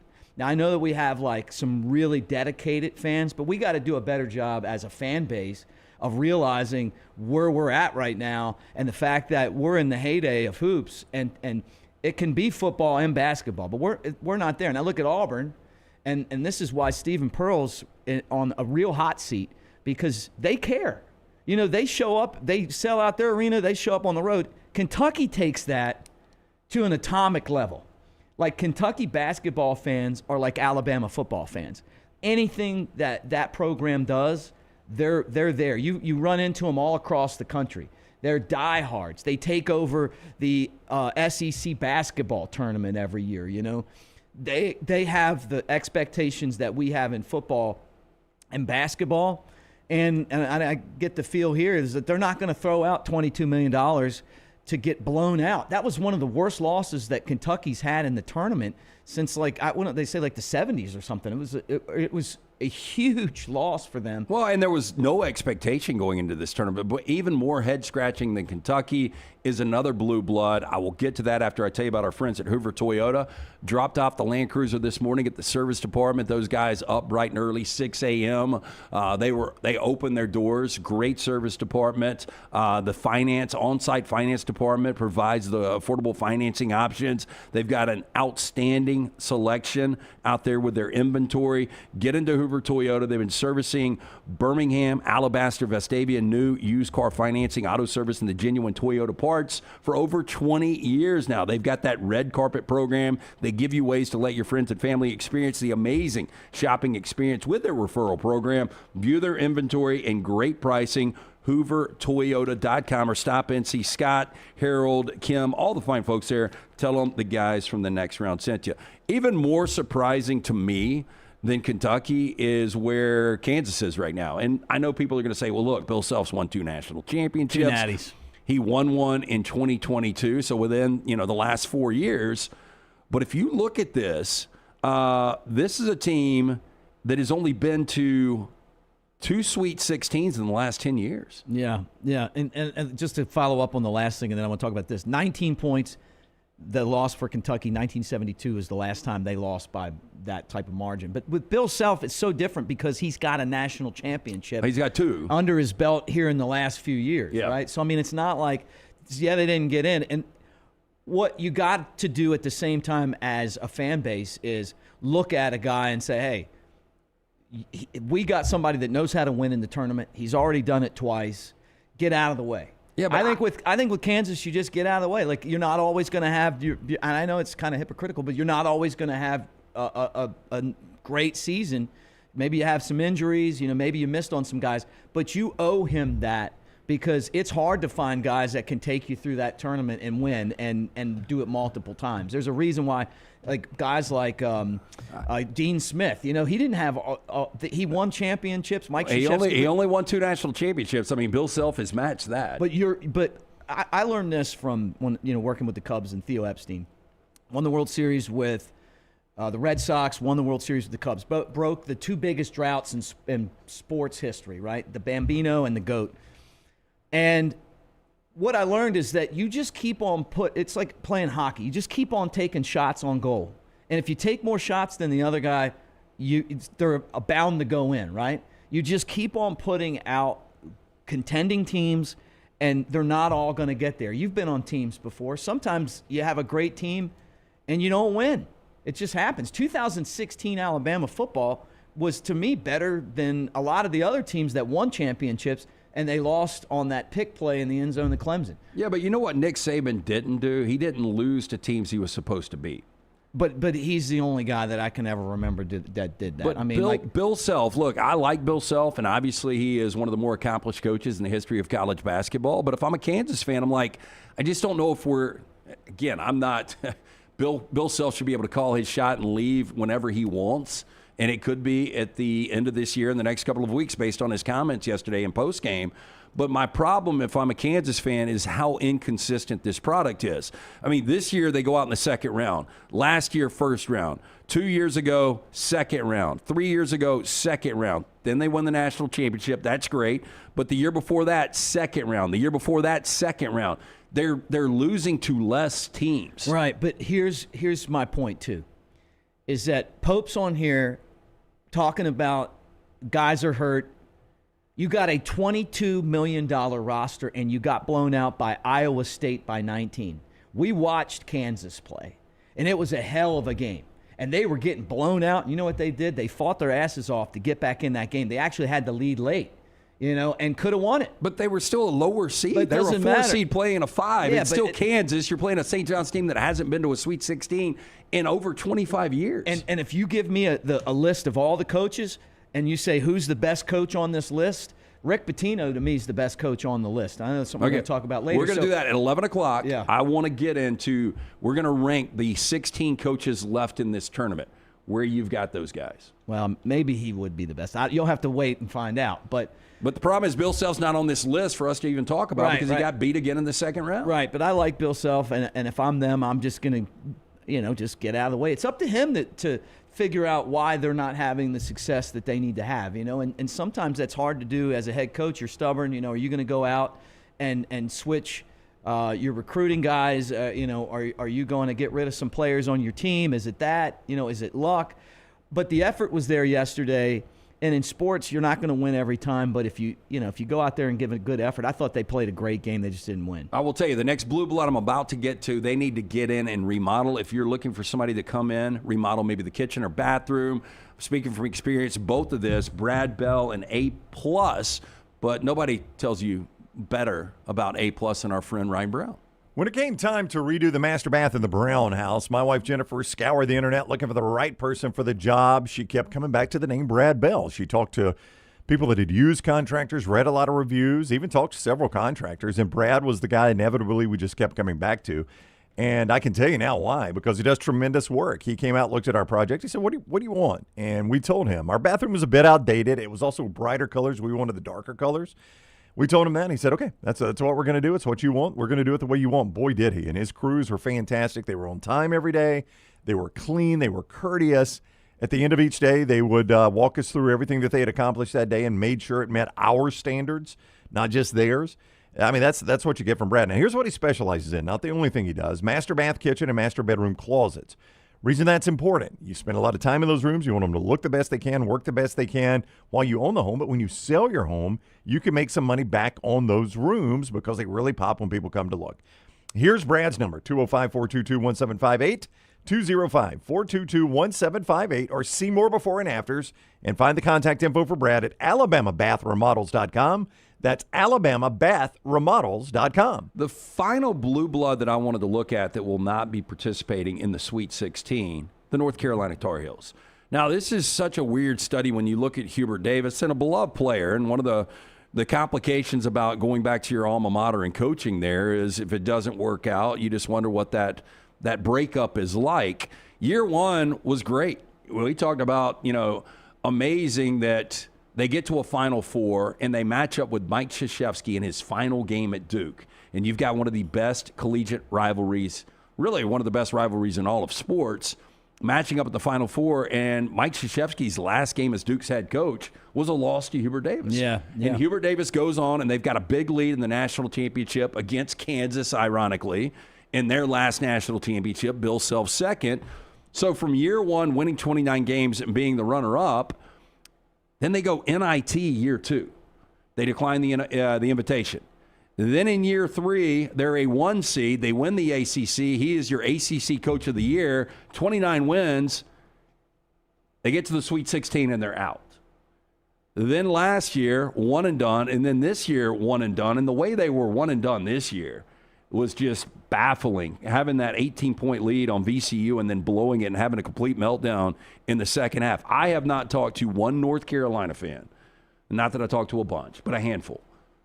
They all want him gone. Yeah, and they should. I mean, this isn't working out. His best team was the first year after Roy Williams left and left him with a pretty talented roster. As an Alabama fan, I keep an eye on Kalen DeBoer. I wonder how things are going to progress the further we get away from Nick Saban, and I hope that it doesn't turn out like that. But watching them lose to VCU, the way that team had no answer in a game that they were up by almost 20, you're in North Carolina. Who knows what their budget is, but I bet you it's in the $20 million range. You got to win those games. I think about Alabama beating them in some of these games where Nate Oates was there, knowing that that North Carolina has a much more expensive roster. Winning is a couple things, right? It's scouting. You got to go out and find the talent, right? Recruit those guys into your program, and then get them in there and put a program together that you can develop those. So something isn't working here at North Carolina. But the standard at North Carolina has been for a long time of being one of the best. And I just don't think that their fan base is going to tolerate this. But I'm sure that you remember Yogi Berra, right? Of course. So Yogi Berra was the Yankee. Underrated. I mean, one of the all-time greats. One of the all-time greats. Now, people are going to remember him more for the Yogi-isms. Yeah, right. Than how good he was. If you look at great Yankees, nobody ever includes him in the Mount Rushmore.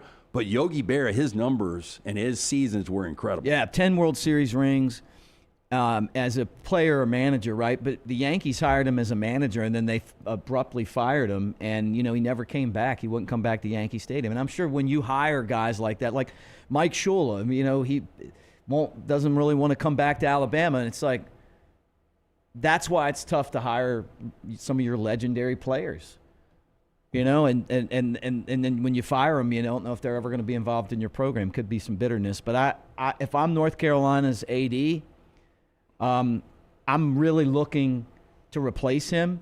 But the biggest thing about replacing a coach like this is having somebody ready. You got rid of Mike Shula.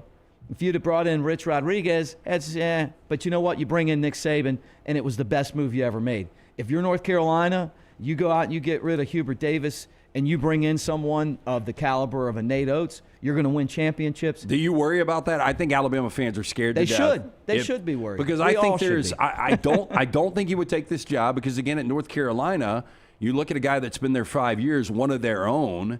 He was in a Sweet 16 2 years ago. I don't think it's good enough. And he played for a national championship, but he's about to be out, or there's a good chance that that's not like a done deal yet.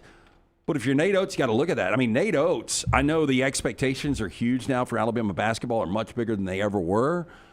But he doesn't have to worry about the pressure that you've got in North Carolina. Yeah, I know the different resources aren't the same, but the expectations are much different too. Yeah, and I don't want him to leave, okay? So I hope he doesn't leave because I'm afraid of what Alabama's basketball program would look like without him in the NIL era.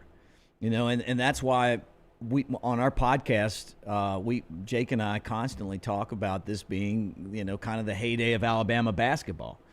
And Alabama's lucky to have him. And if I'm at another school and I could lure him away, I think that with the resources that North Carolina has, that it would be a lot easier for him to win a national championship. I just do, because look at Nick Saban. I mean, Nick Saban was a great coach before Alabama got him. He won a championship at LSU, but he didn't win a championship every year at LSU. But he did win one there. But he was still growing as a head coach. When he came to Alabama, though, he had the Alabama mystique behind him. He had the facilities behind him. He had the money that he needed behind him. Every single assistant that he needed, he got. It wasn't just him. It was all of it, right? And he's probably a bad example because he's the best to ever do it. But he wasn't the best to ever do it when he showed up. He was a guy that won one championship and was in the NFL, and it didn't work out, right? Like, I think he's the greatest. But you of all can't win in time. the NFL without a quarterback. I know, and the Drew Brees stuff. But what I'm telling you is that it wasn't just him. It was everything that was involved. Mal Moore deserves a lot of credit for the success. I'm sure Nick Saban would say that. Like, having a guy in charge that was smart enough to get you everything you needed and stay out of your way, and then let Nick Saban do the rest. But the entire community. Let's talk about the guy we just had Aiden Holloway kicked off the team for pot, right? Which I'm sure stuff might have happened like that in the past, and maybe they went to rehab and it wasn't really public, right? The entire community backed Nick Saban. It wasn't just, hey, here's a football coach doing this. Like, it took everything that Alabama has. Are you telling me saying that if Nick Saban had a player that had 2.1 pounds of pot, they would have got cleared to play? I'm saying that we'll never know. We never would have heard about this story. I'm saying we'll never know. I'm just saying, for the record, we'll never know. And the other thing I'm saying is that he was able to bring everyone together, but if he would have gone somewhere else, I don't know that he would have won 6 championships. Okay, he is Mick Gillespie, The Last Call. You can check him out on our platform with Jake Coker talking about things like that, his conspiracy theories, which we will get to over the next couple of days. We got a lot to do. We've still got a 4 downs coming up. We're going to rank the 16 coaches left. We've got trash coming up. But let me tell you about our friends at Crane U. Get the Crane training you need today if you're looking for that new career or need further training to advance your current one. Our friends at Crane U offer the comprehensive, state-of-the-art, fully stocked training facilities for mobile cranes, overhead lifts, forklift training. If you want to use your own equipment, the team at Crane U will come to you. On-site, on-location training offered nationwide. Very important. When you call 855-CRANE-U and you talk to Francis or Nicole, mention the Next Round, 10% off all the great services. Make your job easier, your job site safer. Crane-U also offers certification and safety inspections to ensure the safest environment possible. Classes available monthly, so 855-CRANE-U or craneu.com. And the lunch hour is rolling around. Our man, Ryan Brown, is here to tell you about the delicious butter burgers at Culver's. Celebrate any win or forget any loss in your brackets. It's our friends at Culver's. Celebrate the win or forget the loss with that great Culver's butter burger. Boy, they are fantastic, and you can enjoy it with the crinkle-cut fries, those gooey golden cheese curds, and top it off the way you should with that creamy frozen custard. It is all available at your local Bojangles, and it's a great way to celebrate anytime or just forget that unfortunate win, right? When in Birmingham, hit Bojangles, get those great items at the Tattersall Park location, which is just off Highway 280 in the Greystone area, or the Stadium Trace Culver's, which is right there near the Hoover Met off Highway 150. Either place you go, Culver's always says, welcome to Delicious. They're bringing you our coverage of the NCAA Tournament. It's our friends at Culver's. Follow Dunaway on Twitter and Instagram at Jim Dunaway. I'm attorney Alexander Shinar, Alabama born, Alabama raised, and ready to fight for your rights. I have one of the largest firms in Alabama, and we are here to help you get the compensation you deserve. Call me, Alabama, 323-1000. No representation is made that the quality of legal services being performed is greater than those of other lawyers. Sterling and the fine folks at Champy's Chicken on Highway 119 in Alabaster want to welcome you in for a great lunch or dinner starting at 11 a.m. every day. Chicken that's brined overnight and cooked to order, and the taste of the Delta with those Delta recipe tamales. Champy's is perfect for all your tailgating needs this football season. You can also choose Champy's for your next party, wedding, or birthday. Great food, great people. Champy's Chicken on Highway 119 in Alabaster, and everything online at champyschicken.com. At Central State Bank, we are large enough to serve you and small enough to know you.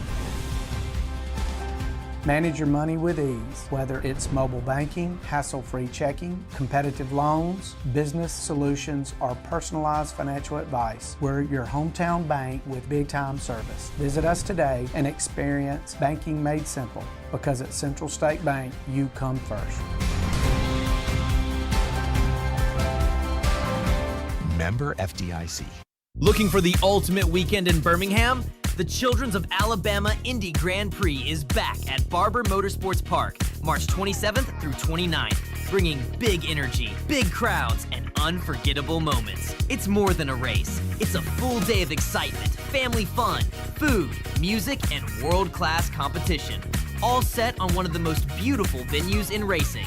The Children's of Alabama Indy Grand Prix at Barber Motorsports Park. Get your tickets now.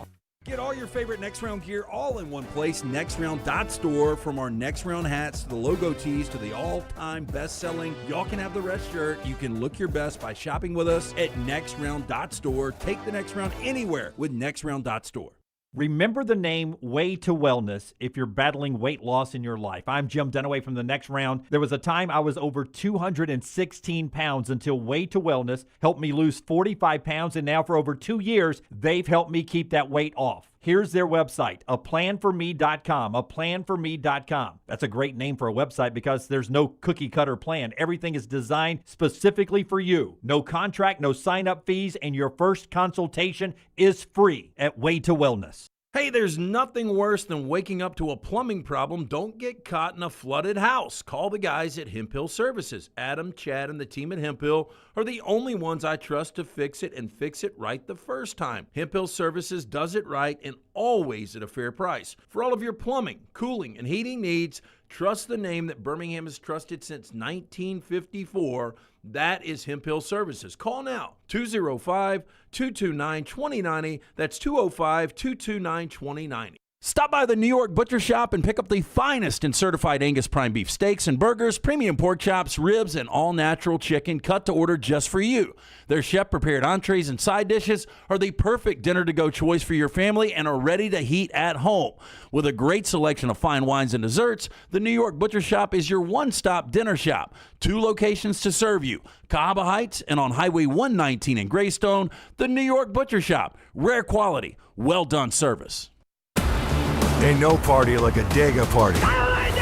The noise, the chaos, the will to survive. The biggest, boldest, brashest, fastest, and most intimidating track in all of NASCAR. Only one place calls that home.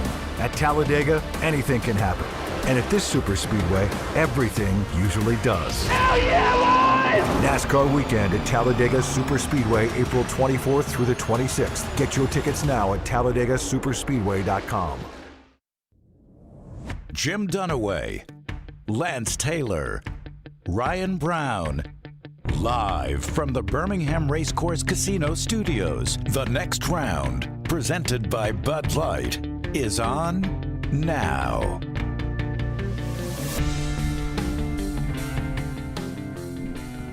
Well, I tell you what is tough. When you look at the 16 coaches remaining in this tournament and trying to rank these, we decided just to do our top 10. And I'm kind of stuck here. Like, if we just do top 10, like, I feel guilty leaving some of these coaches out of the top 10. Okay. The top five, the top five is pretty easy, I think. Oh, I don't know. Not necessarily that order, but the top five guys. Well, I mean, okay, so we're going to get into that. By the way, Mick Gillespie hanging out the next couple of days, both Dunaway and Brown out west in Las Vegas. Brown probably checking out the Hoover Dam right now. Dunaway, I don't know, at a pool maybe? Think so. Have you ever been to Wet Republic? I don't know if that's what it was called, but there was one of the hotels we went into the pool, and it was like had like all the sports games on. We had a cabana. Yeah. It was awesome. It's so much fun. Now, look, I do think that there is an element to the pools in Las Vegas that there are people that try really, really hard out there. Mm-hmm. I've had a exceptional time. Sometimes there are some people that can get in the way of having a really good time out there. But back to Wet Republic, I'll never forget. This a couple of years ago when Dunaway went out with his group, and boy, he wanted to go to Wet Republic. I think he put a fedora and different clothes on. I don't know if we got a picture of that, but they wouldn't let him in. They were like, you ain't getting in Wet Republic. Really? Yeah, I don't know. Mine was at the, what's the big I've never been to Wet book? Republic, by the way. No desire to really go. But is that one of the nude ones? Because I know there's some of those too. I think Topless. they've got a European element to it. Now, I remember we had a bachelor party at the Mirage at the name of the cabana-style resort pool was Bear. Yeah. But it was optional. Yeah, there's a bar in Key West called Adam and Eve, and it's on the Vol. But did you bite the apple? No, but it's on the third floor. So the first floor is normal, second floor is normal, third floor you got to take your clothes off.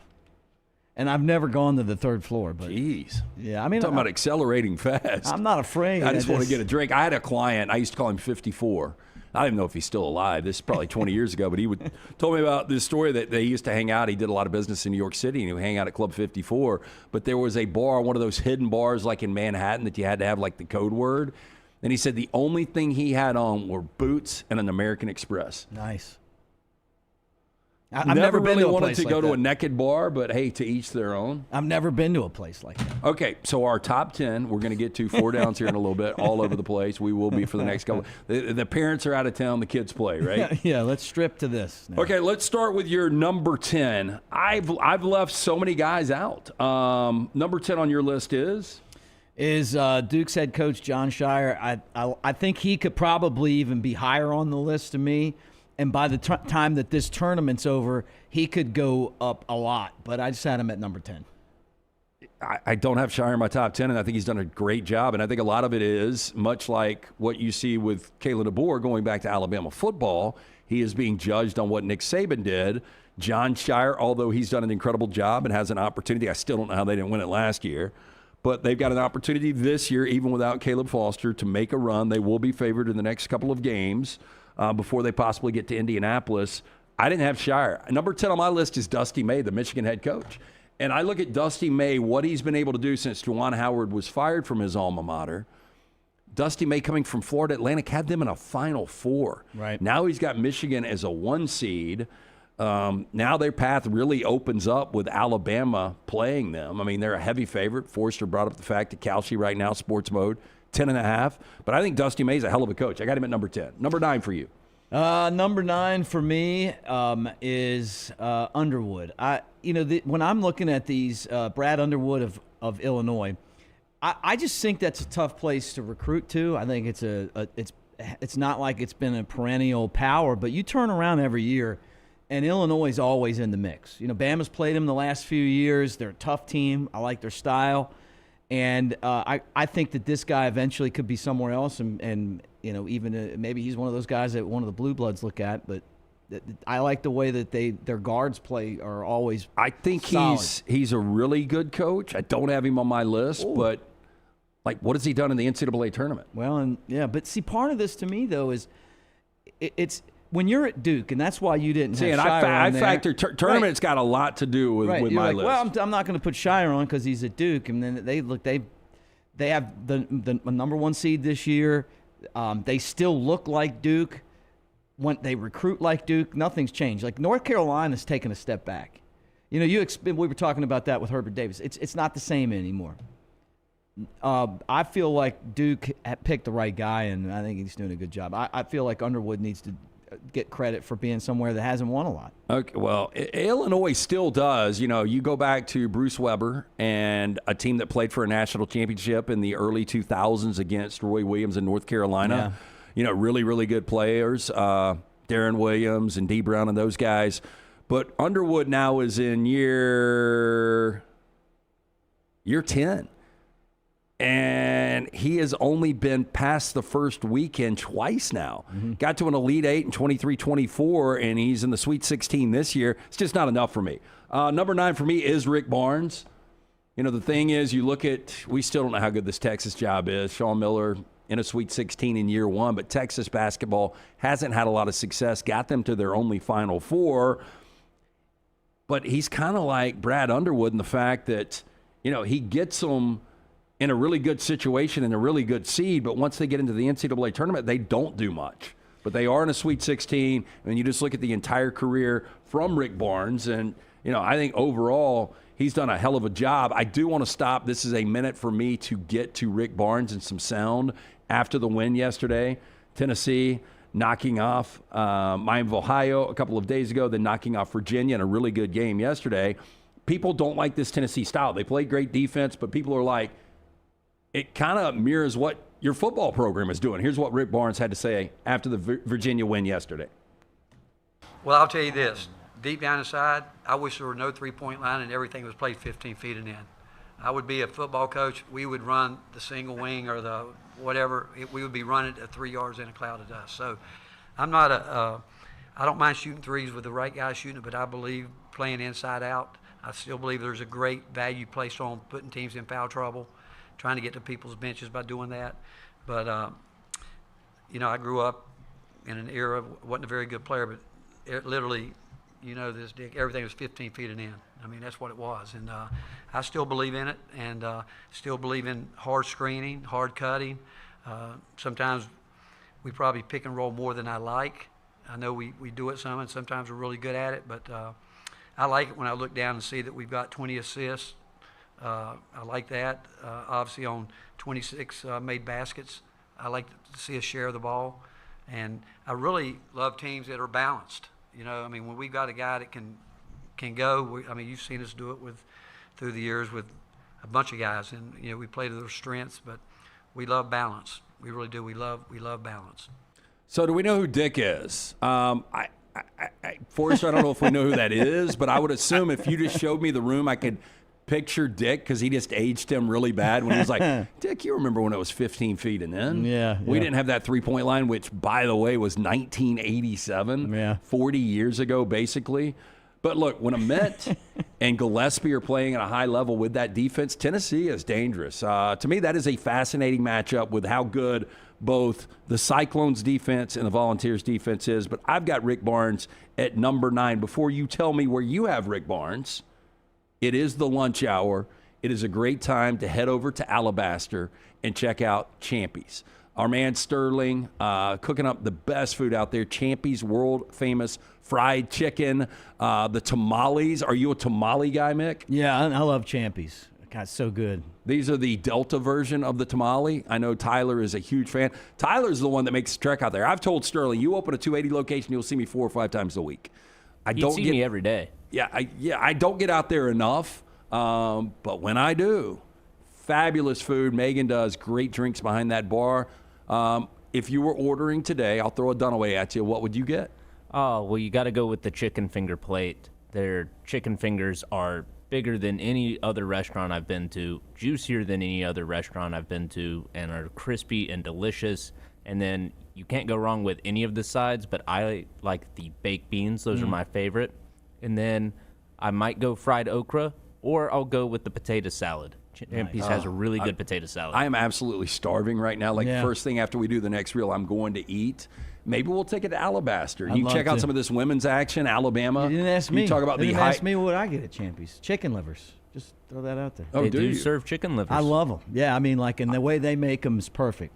Call me soft. I'm not trying them. Mashed potatoes. They got too much other good food, and I'm normally one of these guys that will try a little bit of everything. I got no desire to try the chicken liver.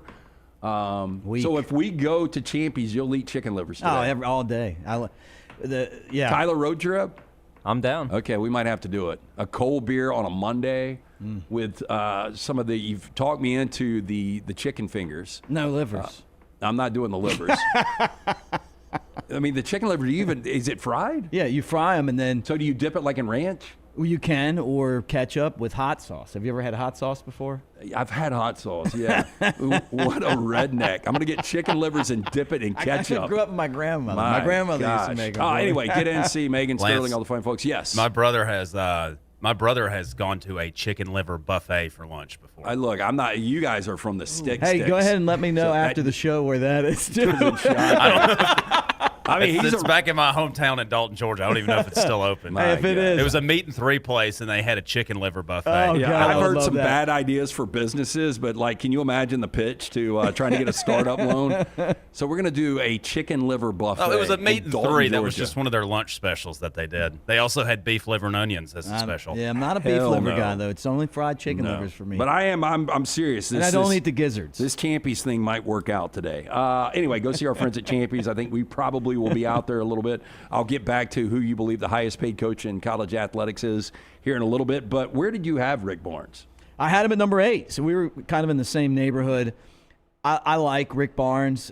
He's old school. I didn't think that the way that he got let go at Texas was fair. You know, it was like, well, it was kind of like what we were talking about earlier. Like, well, we're not making a big enough run. Well, at Tennessee, I mean, look around. You know, he's getting deep into the tournament. I agree, and maybe I'm just giving him a little credit for the longevity. Because, when Barnes, people were joking, Zakai Ziegler, probably his favorite player of all time. When he was done at Tennessee, a lot of people believed that Rick Barnes might retire. He didn't do it, and there wasn't an expectation for this team. And where are they? They're in the Sweet 16. Guy knows how to coach, but when it comes to the tournament, for whatever reason, he can't navigate that really deep run. Well, I mean, look, he's got Gillespie on the roster this year, so that's going to make a difference in this tournament. I'm going to try to click faster. Sean Miller is my number 8. Again, there was a time where he was probably the best active coach without a Final Four. Still hasn't got there, but we forget how many 1 seeds Arizona had. He did a great job on the West Coast. Now he's doing it year 1 at Texas. I'm a Sean Miller fan. Who do you have next on your list? I got Nate Oates. Look, I love Nate Oates, what he's done at Alabama. Talked about it before. I think this is the golden age of the Crimson Tide, Final Fours and Elite Eights. Maybe he could even be higher on the list, but the coaches that I put higher on the list have beaten him in some of the big games. I think it's like the next 3 guys you could interchange, right? And so I put him at number 7, but I absolutely love you him. got Oates and at his style 7. of shooting threes, which is exactly the opposite of Barnes. I've actually got Arizona's current coach, Tommy Lloyd. Look, I know there has been a lot of meat on the bone when you look. I just think Tommy Lloyd is a hell of a coach. He is a guy that took over this program. Nobody gave him there was no expectation.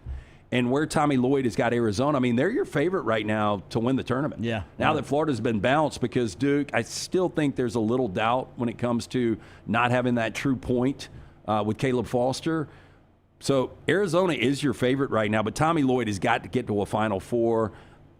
Outside of Darius Acuff going 35, which he is more than capable of doing, I do think Arizona's going to get to that Final Four with Tommy Lloyd. At number 6, who do you have? Number 6, I love this guy, Matt Painter, a team that in Purdue that's played Alabama the last few years. the program. You lose guys that are like the first or second pick in the draft, and then they just keep on reloading. Like, they're a really tough out, and it wouldn't surprise me if what did we have them? They lost in the finals a couple years ago, or in the final? Yeah, it was the finals, right? I wouldn't surprise me if they didn't get back there again. Okay, you did have Zach Edey, who was 7'10", not legitimately 7'10", but you've had some great Purdue teams that just find exits early. I don't have Painter in my top 10, and I like Matt Painter when he was coaching Southern Illinois. He came on the show, super nice guy. But there is something baffling about that outside of that one deep run. And look, I know he just won a Big Ten championship, the conference tournament. I know they're in the Sweet 16. I know they're a good favorite or a heavy favorite against Texas.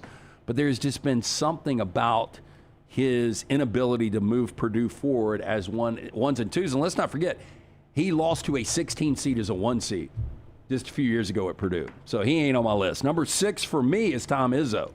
I know a lot of people probably would have him higher.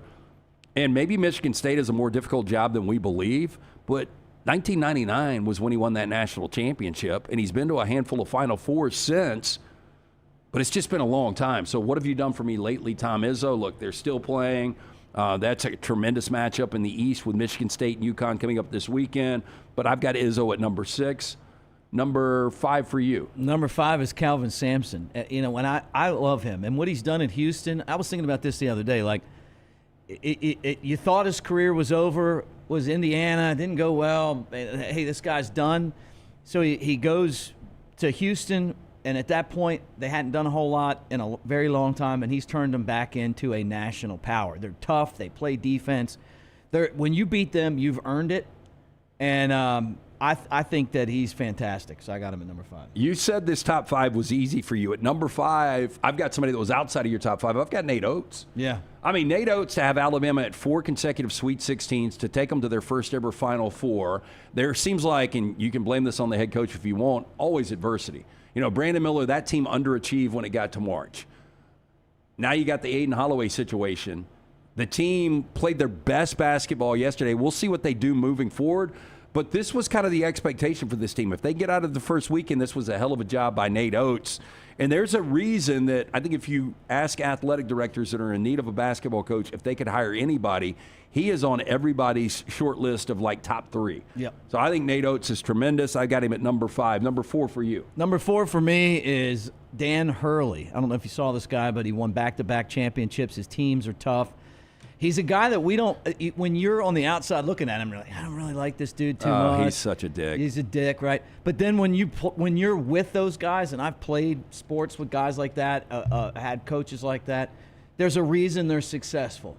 It's kind of that us against the world mentality. They're a tough out. You've seen it in this tournament. You beat them, and, they're good, and he's one of the best coaches. He's one of the best. I've got him at number 4, won back-to-back national championships. I mean, that's all you got to say. And, look, I think and he talked about this after the UCLA. I don't know if we've got any Hurley. We do. Let's go to cut 8 here, Tyler.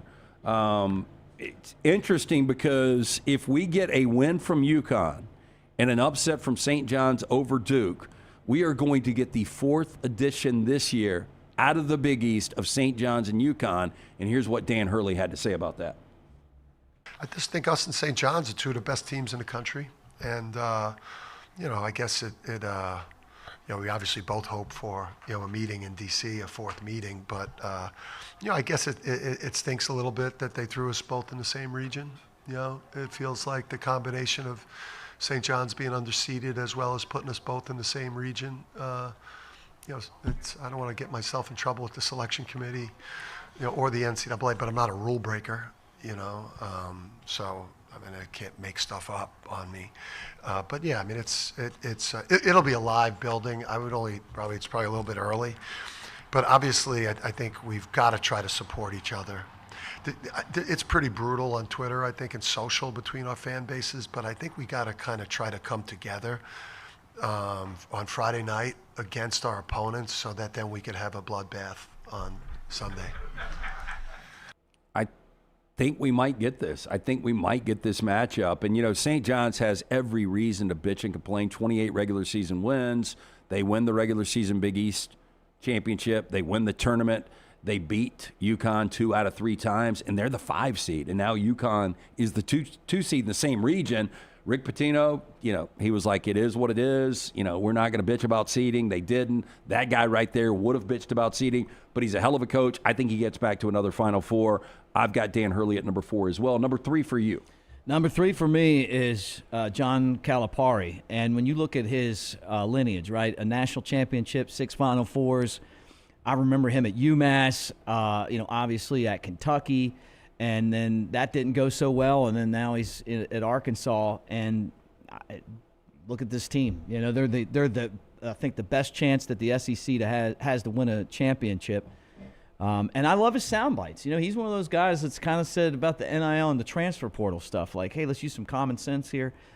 6 SEC regular season championships, including this year. So what I think 7. We had the gentleman we were talking to yesterday, Buddy, came up and said, look, Calipari's doing his best coaching job at Arkansas. I don't know about that.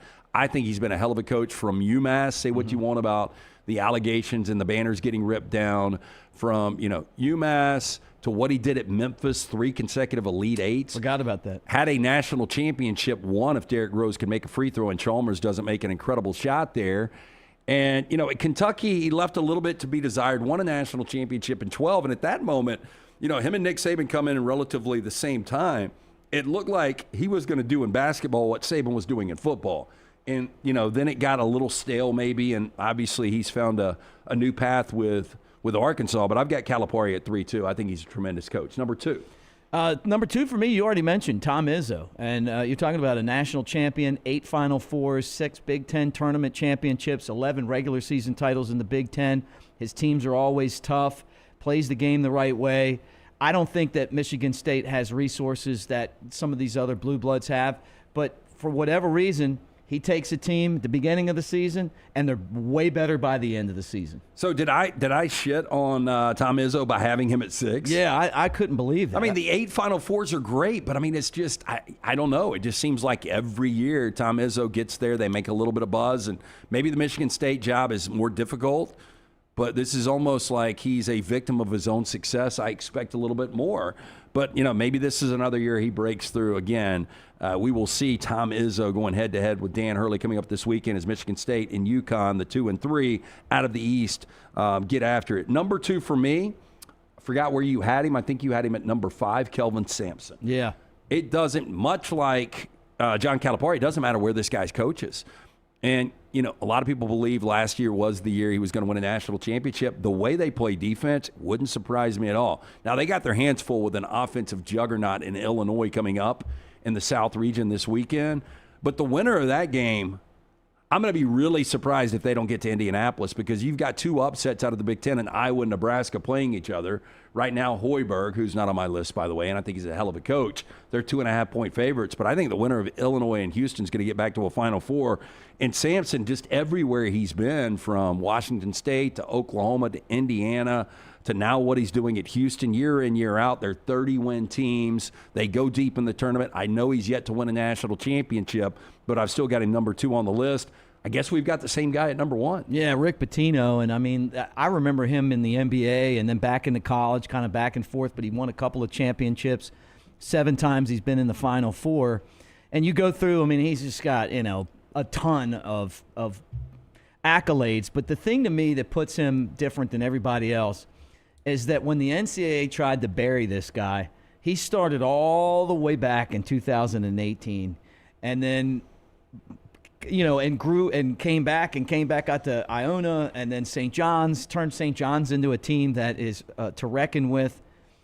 And it's hard to do that. What was the team? Didn't he go overseas or something? It's like This guy's been like, he loves basketball. Was coaching in Israel or Italy. I forgot which one. Won a championship over there. Look, you talk about EuroLeague. Yeah, he got canceled, and whatever side of the fence you're on that. I know. Look, when you're running basically a whorehouse for the recruits, that's a problem.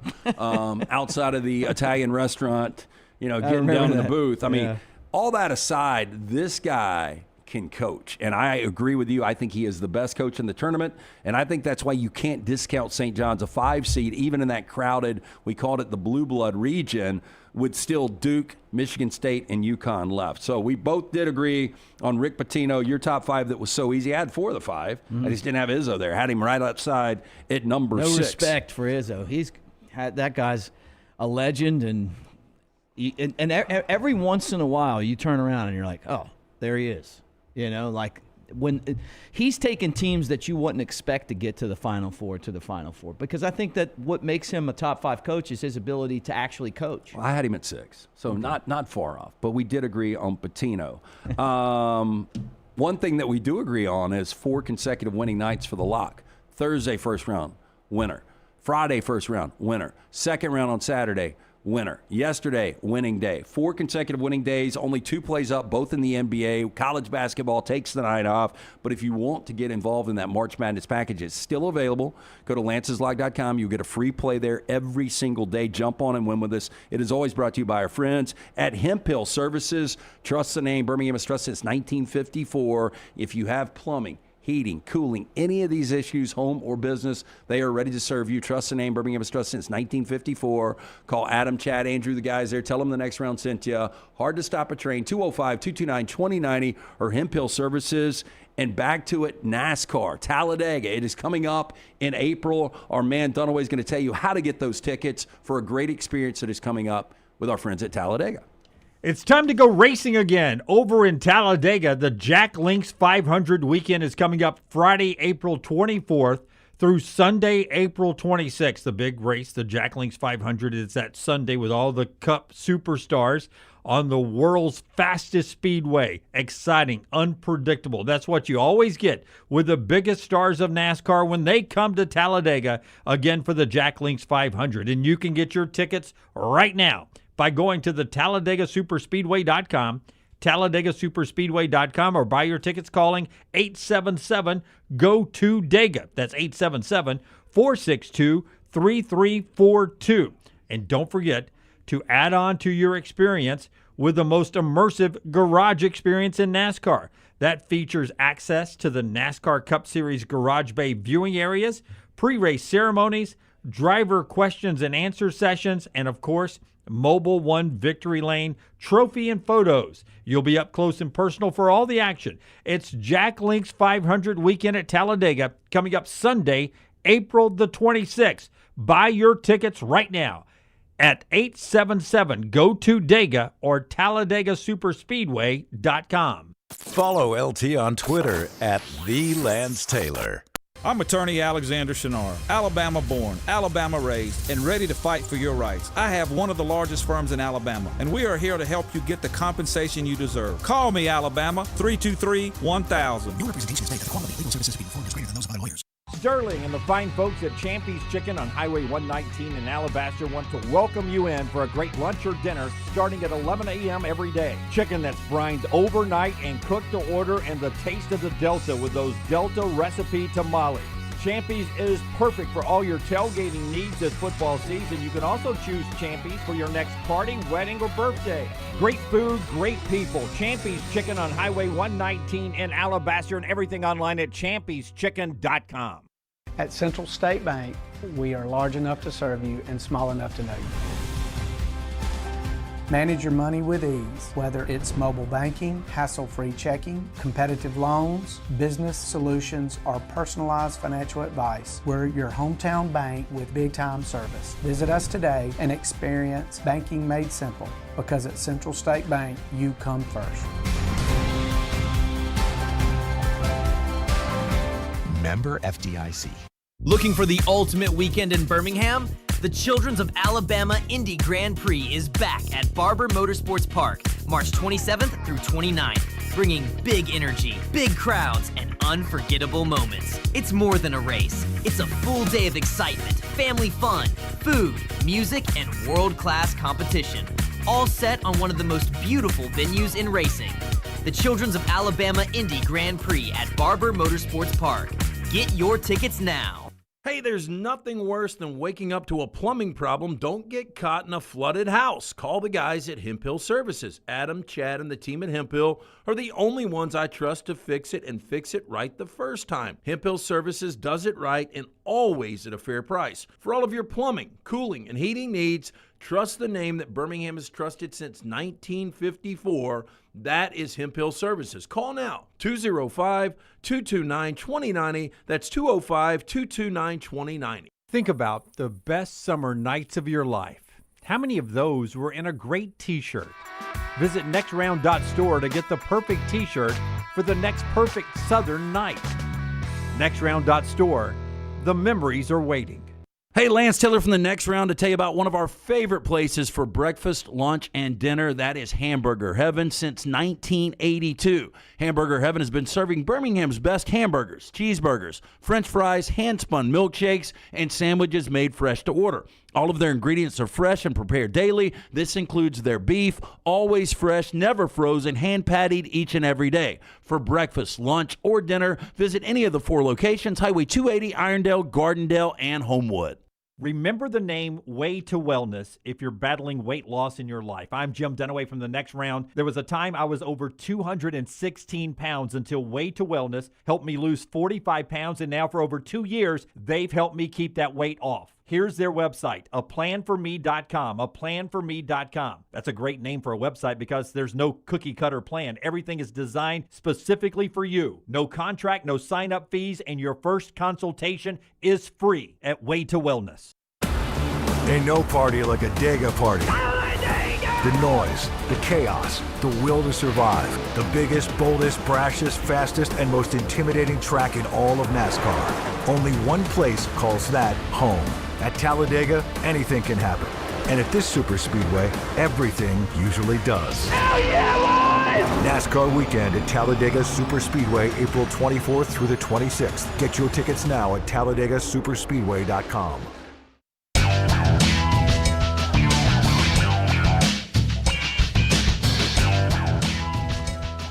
So if you've been under a rock, just to recap, Florida's done, which means I'm done, more than likely. Me and Tyler are the only ones that had Florida winning this. So I would assume the back room.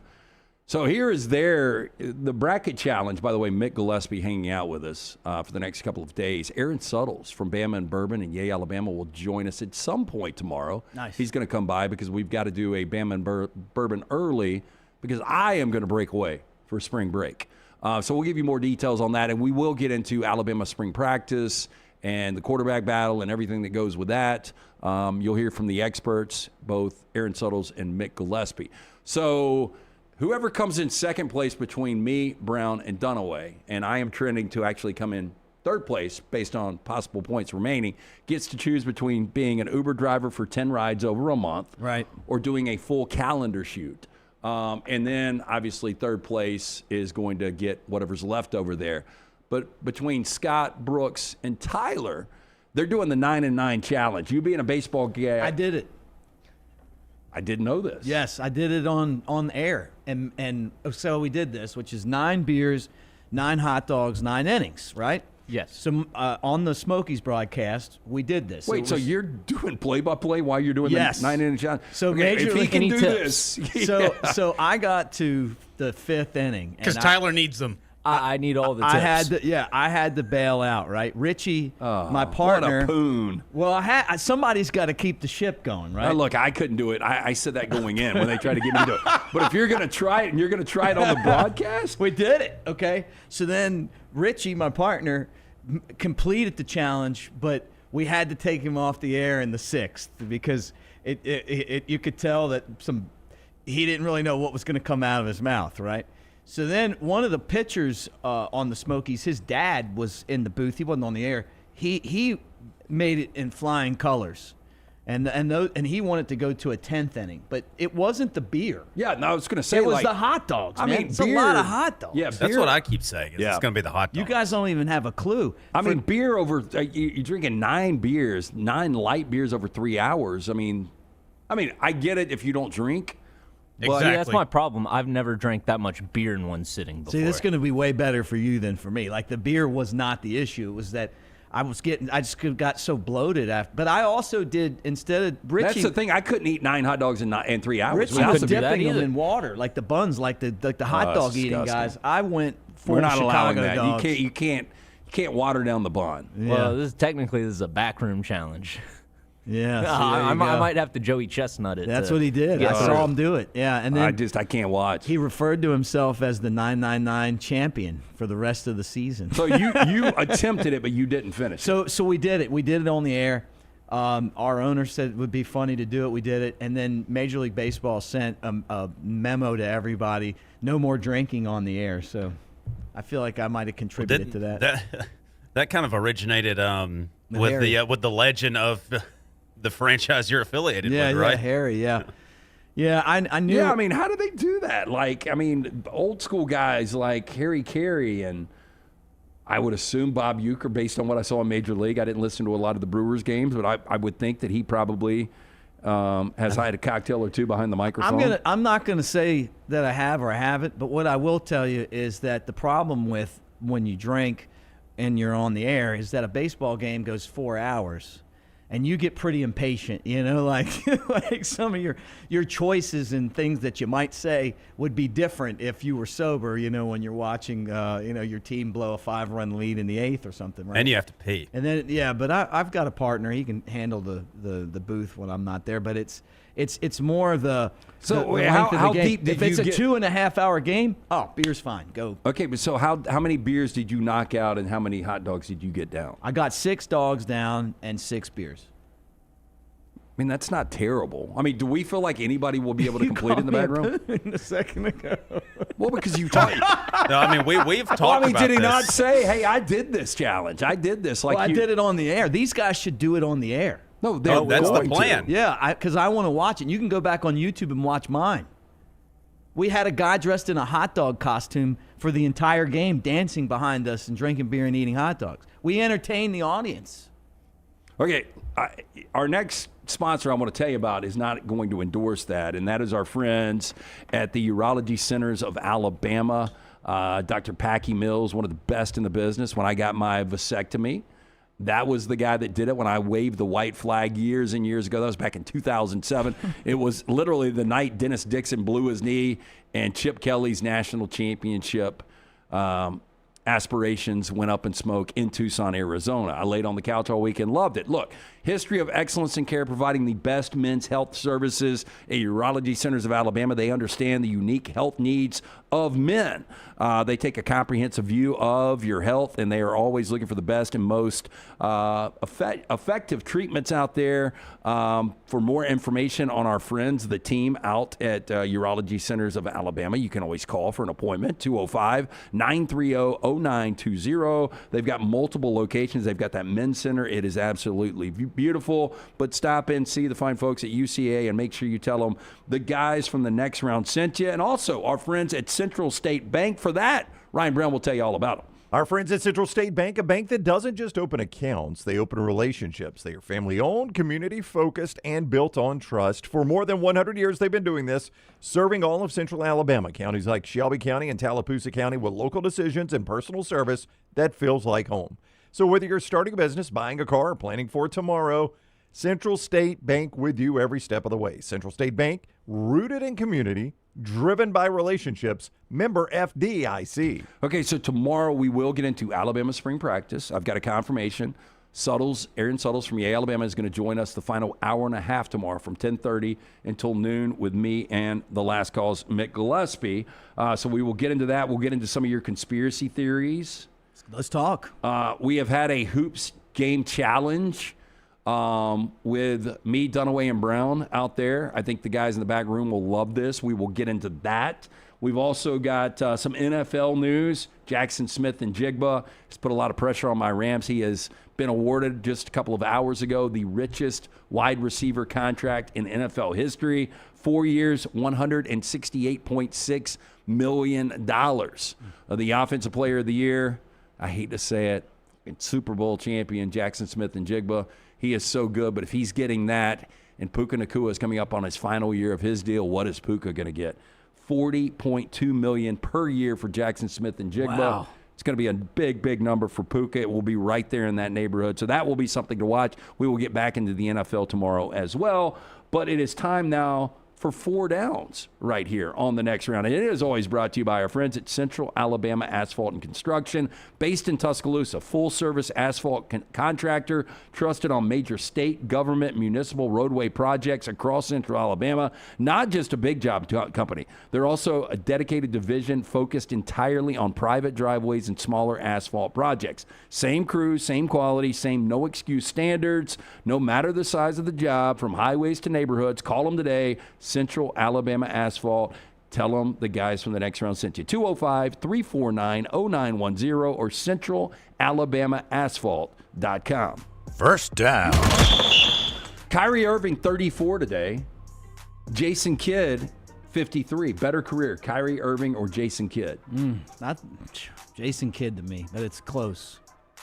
I think it really is. I think these are like players. I don't know if the back room has got an opinion on either Kyrie Irving or Jason Kidd. There was more, like Kyrie Irving, coming into college basketball, I think was the highest recruited guy from Mike Krzyzewski. Only played 6 games at Duke, then had a hell of a career. Maybe known as much for his flat earth theory. Again, we'll get back to your conspiracy theories. Mine are way more realistic than... Well, yours are pretty crazy, too. I mean, you've got some crazy ones. A lot of alien stuff coming up from Jason Kidd. I think Kyrie Irving has the better singular moments. The shot to take down the Warriors in Game 7, but I think overall more accomplished career would go to Jason Kidd. He drugged 2 god-awful Nets teams to the NBA Finals and a pretty weak East Conference at that Eastern Conference at that point. Keith Van Horn, Kerry Kittles. I mean, those were really good Nets that teams. was pre-Vince Carter that he took the Nets to the Finals. I think Kyrie Irving, when I say this out loud, maybe it doesn't make it, definitely much better scorer, but the better facilitator obviously was Jason Kidd. Kidd's had success at the next level coaching. I agree with you guys. I'm going to take Jason Kidd there. Second down. On this date in 1775, you guys will remember this well, Patrick Henry gave the "Give me liberty or give me death" speech. What is your favorite sports speech or quote? I think about Herb Brooks, the movie Miracle, and everything gets sensationalized when we talk about Disney movies. But when it was like, who are you playing for? And they had to sit there and go through it. Nobody could figure it out, but it was about the jersey. It was about Team USA. Wasn't the names on the back. And again, that might have got embellished a little bit and played up. I always thought that was pretty cool. I thought the rant that Sean Miller went on earlier this year about if we can foul, we're going to find a way to foul you. Mm-hmm. Like, we are the best at fouling. Yeah. You want mine? Yeah, please. They are who we thought they were. I love that one. Dennis Green, yeah. The Arizona Cardinals after the Bears beat them on a Monday night. Or the other one is playoffs. Yeah, Jim Mora. Those two. I'd say neck and neck there. I'll go 2 Nick Saban's. I'll do one funny and one not funny. The Make His Ass Quit video, LSU 2008, makes me want to put on the shoulder pads and run through a brick wall every time I Amen, see brother. it. Amen. And then the look back to the Georgia Southern game several years later when he got asked the question about, people, we're going to get some of the backups in this week, and he, gave the old shit through a tin horn quote, all-timer. Yeah, still great. 2 awesome ones. Those are good. Anybody else? Great job. Yeah, I'll go AI. We talking about practice? Yeah. AI was, practice. Amazing. And I remember right after that, he had like this big house party because he was, forgot if he was suspended or he was under house arrest, but Allen Iverson's practice. Those still are sound bits that we hear from all the time. And MJ, F them kids. F them kids. Is that real? I just thought that was a meme.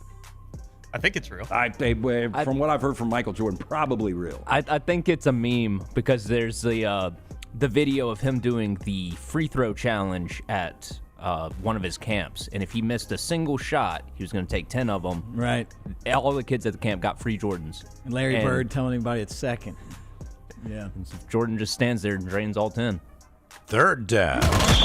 On this date in 1998, Titanic won 11 Oscars. Tyler absolutely hates it. We'll get more into movie talk on the next reel coming up after this. But if I asked you, best Leo picture. I mean, it is crazy when you look at his resume. I mean, from early on with What's Eating Gilbert Grape, where he's nominated for an Academy Award way back in 1993, to Titanic, to Gangs of New York, Catch Me If You Can, The Aviator, The I'm Departed. going The Departed. Blood Diamond. I love The Departed. Shutter Island, Django Unchained. He was fantastic. Is Calvin Candy in that one. Wolf of Wall Street, Revenant, Once Upon a Time in Hollywood, One Battle After Another, just one Best Picture. I'm going to go either The Departed for me or Once Upon a Time in Hollywood with Django and Wolf of Wall Street, the other two in there. Yeah, he's awesome. And I'm going to probably throw a curveball here, but I love the movie Beach. I saw it when it came out. And Danny Boyle? Yeah, I love the surf. I love anything in Somebody by gets the water. eaten by a shark? Yeah, well, they kill a You're shark. a deadhead. There's a lot of drugs in it. Yeah, liked it. He's great, though. I think he's one of, like, if you were doing, like, a list of actors, he's, like, top 3. Well, right? have you heard about, and this is not going to be in 26, so it will not be on my top 10 most anticipated films of this year, but What Happens at Night? Yes. The new Martin Scorsese. They say it will be the most terrifying Martin Scorsese movie ever. Ooh. But it's him and Jennifer Lawrence, and they go to Europe to adopt a kid, and they go to this hotel, and the hotel has got some interesting, I don't know if it's supernatural, but it's supposed to be, I mean, they just started filming. It's supposed to be really, really good. Do you believe in ghosts? Yes. I've never seen one. I don't want to see one. I mean, from people I've talked to that have got really, really good ghost stories, I don't know how they imagine that stuff. So I think there's probably something there, but I want nothing to do with it. 4th down. This date, 1839, the first ever recorded instance of OK was published in the Boston Morning Post. The OK. What is something that you just think that everybody else likes that is just okay? Everybody else likes Titanic. Yeah, right. Fair enough. Yeah. Like, back to the lobster tail I was talking about from Golden Corral. I'm not a big lobster guy. I think it's okay. I can take it or leave it. People swear by lobster. Stranger Things. I like Stranger Things, but I think it was probably it's okay, overblown right? a Like, little bit. but people like are dressed up like it, and all that stuff's like, okay. Hey, I'll go something that I think most of the people that I know seem to really like, that I hate, is guacamole. Oh, I love guac. Yeah, As a kid, I didn't like guac, but it's one of those things, much like mayonnaise. I mean, guac is, the older I get, the more I love. Yeah. Ugh. I saw you eating guac last night. I know. I was going to say, like, I love guac, and there's a lot of different ways to prepare it. It's so good. That's something you hate, though. This would be something you're just indifferent on. Yeah, I know. I went. No, people love guac, though. I went far. I mean, Chili, I told you she ate the whole avocado and just left the pit. Yeah, give me salsa any day. Oh, salsa is so good. I was going to say a cocktail. I mean, just like, a lot of people are, especially like, love to go out to these cocktail bars, get high-end cocktails. I'm just like, I could take it or leave it. I would rather have a beer or a glass of wine. Yeah, I don't know how much they enjoy the cocktail time in, time out, Brooks. I think it's more about, going there, trying it out, spending $24 on the cocktail. Which is ridiculous. Kind of hanging out and talking about it. Our 4 Downs always brought to you by our friends at Central Alabama Asphalt and Construction, 205-349-0910. Make sure you visit Alabama or centralalabamaasphalt.com. And from that, before we get to trash today, we want our friend Ryan Brown to tell you how you can get involved with Indy, the Barbers race coming up this weekend. Birmingham's fastest party is returning to Barber Motorsports Park this weekend. The Medical Properties Trust presents the Children's of Alabama Indy Grand Prix, powered by AmFirst. It is 3 days of high-speed action featuring the fastest drivers in the world from the IndyCar Series. Enjoy the Kids Zone, food trucks, beer garden, fan zone, and more. And good news, kids 15 and under get in free. Get your tickets now for the Children's of Alabama Indy Grand Prix, Birmingham. And it is time now for trash.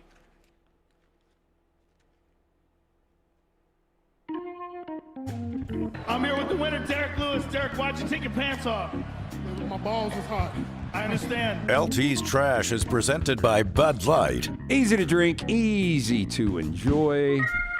We start first with a Canadian cat named Louis Vuitton. Quite the name for a cat. It's gaining international attention for crossing the U.S.-Canada border several times a day, becoming the cutest, quote, criminal on social media. Now, a road named Zero Avenue in British Columbia sits right on the border between the U.S. and Canada. The only thing separating the two countries is a wide grassy ditch and signage warning would-be travelers against crossing it. Now, that isn't stopping this long-haired cat from doing as he pleases. The brown and white cat, named Louis Vuitton, goes across the ditch several times a day without a care in the world. Locals have become enamored with this feline to the point where he's become a social media sensation on both sides of the border. And they joke that he's a dual citizen. You get that? Yeah, both sides. You a cat guy? I was going to ask you that. No. I'm not either. I like some cats, like the outside cat that takes care of your mice. You know, I'm good with him. But some of them can be pretty mean. So you like the feral cat? If he's outside doing his thing, I'm cool with him. I don't think vets will declaw the cat anymore, right? Don't they call that inhumane? I don't know. I've never been a cat guy. I've never had a cat in my life, nor will I ever have a cat. But, you know, to each their own, I guess. We've got a 33-year-old man tried to rob not one, not two, not three, not four, not five, but 6 Chase Bank branches across New York City over 5 days and walked away with just $605. Like, risk versus reward. I give him credit for being able to get away with a few of these before he initially gets nabbed. But, I mean, what in the hell are you taking when you're only getting $605 from 6 different heists? Now, Gustavo Torres is wanted by the NYPD after giving tellers handwritten notes demanding cash at branches in Queens, Brooklyn, Manhattan, and the Bronx between March 13th and March 17th. He was jumping boroughs here. He was somewhat successful in 3 attempts, making off with $320 from a Jackson Heights branch and $265 from a Flatbush location in Brooklyn. I don't know how that's successful.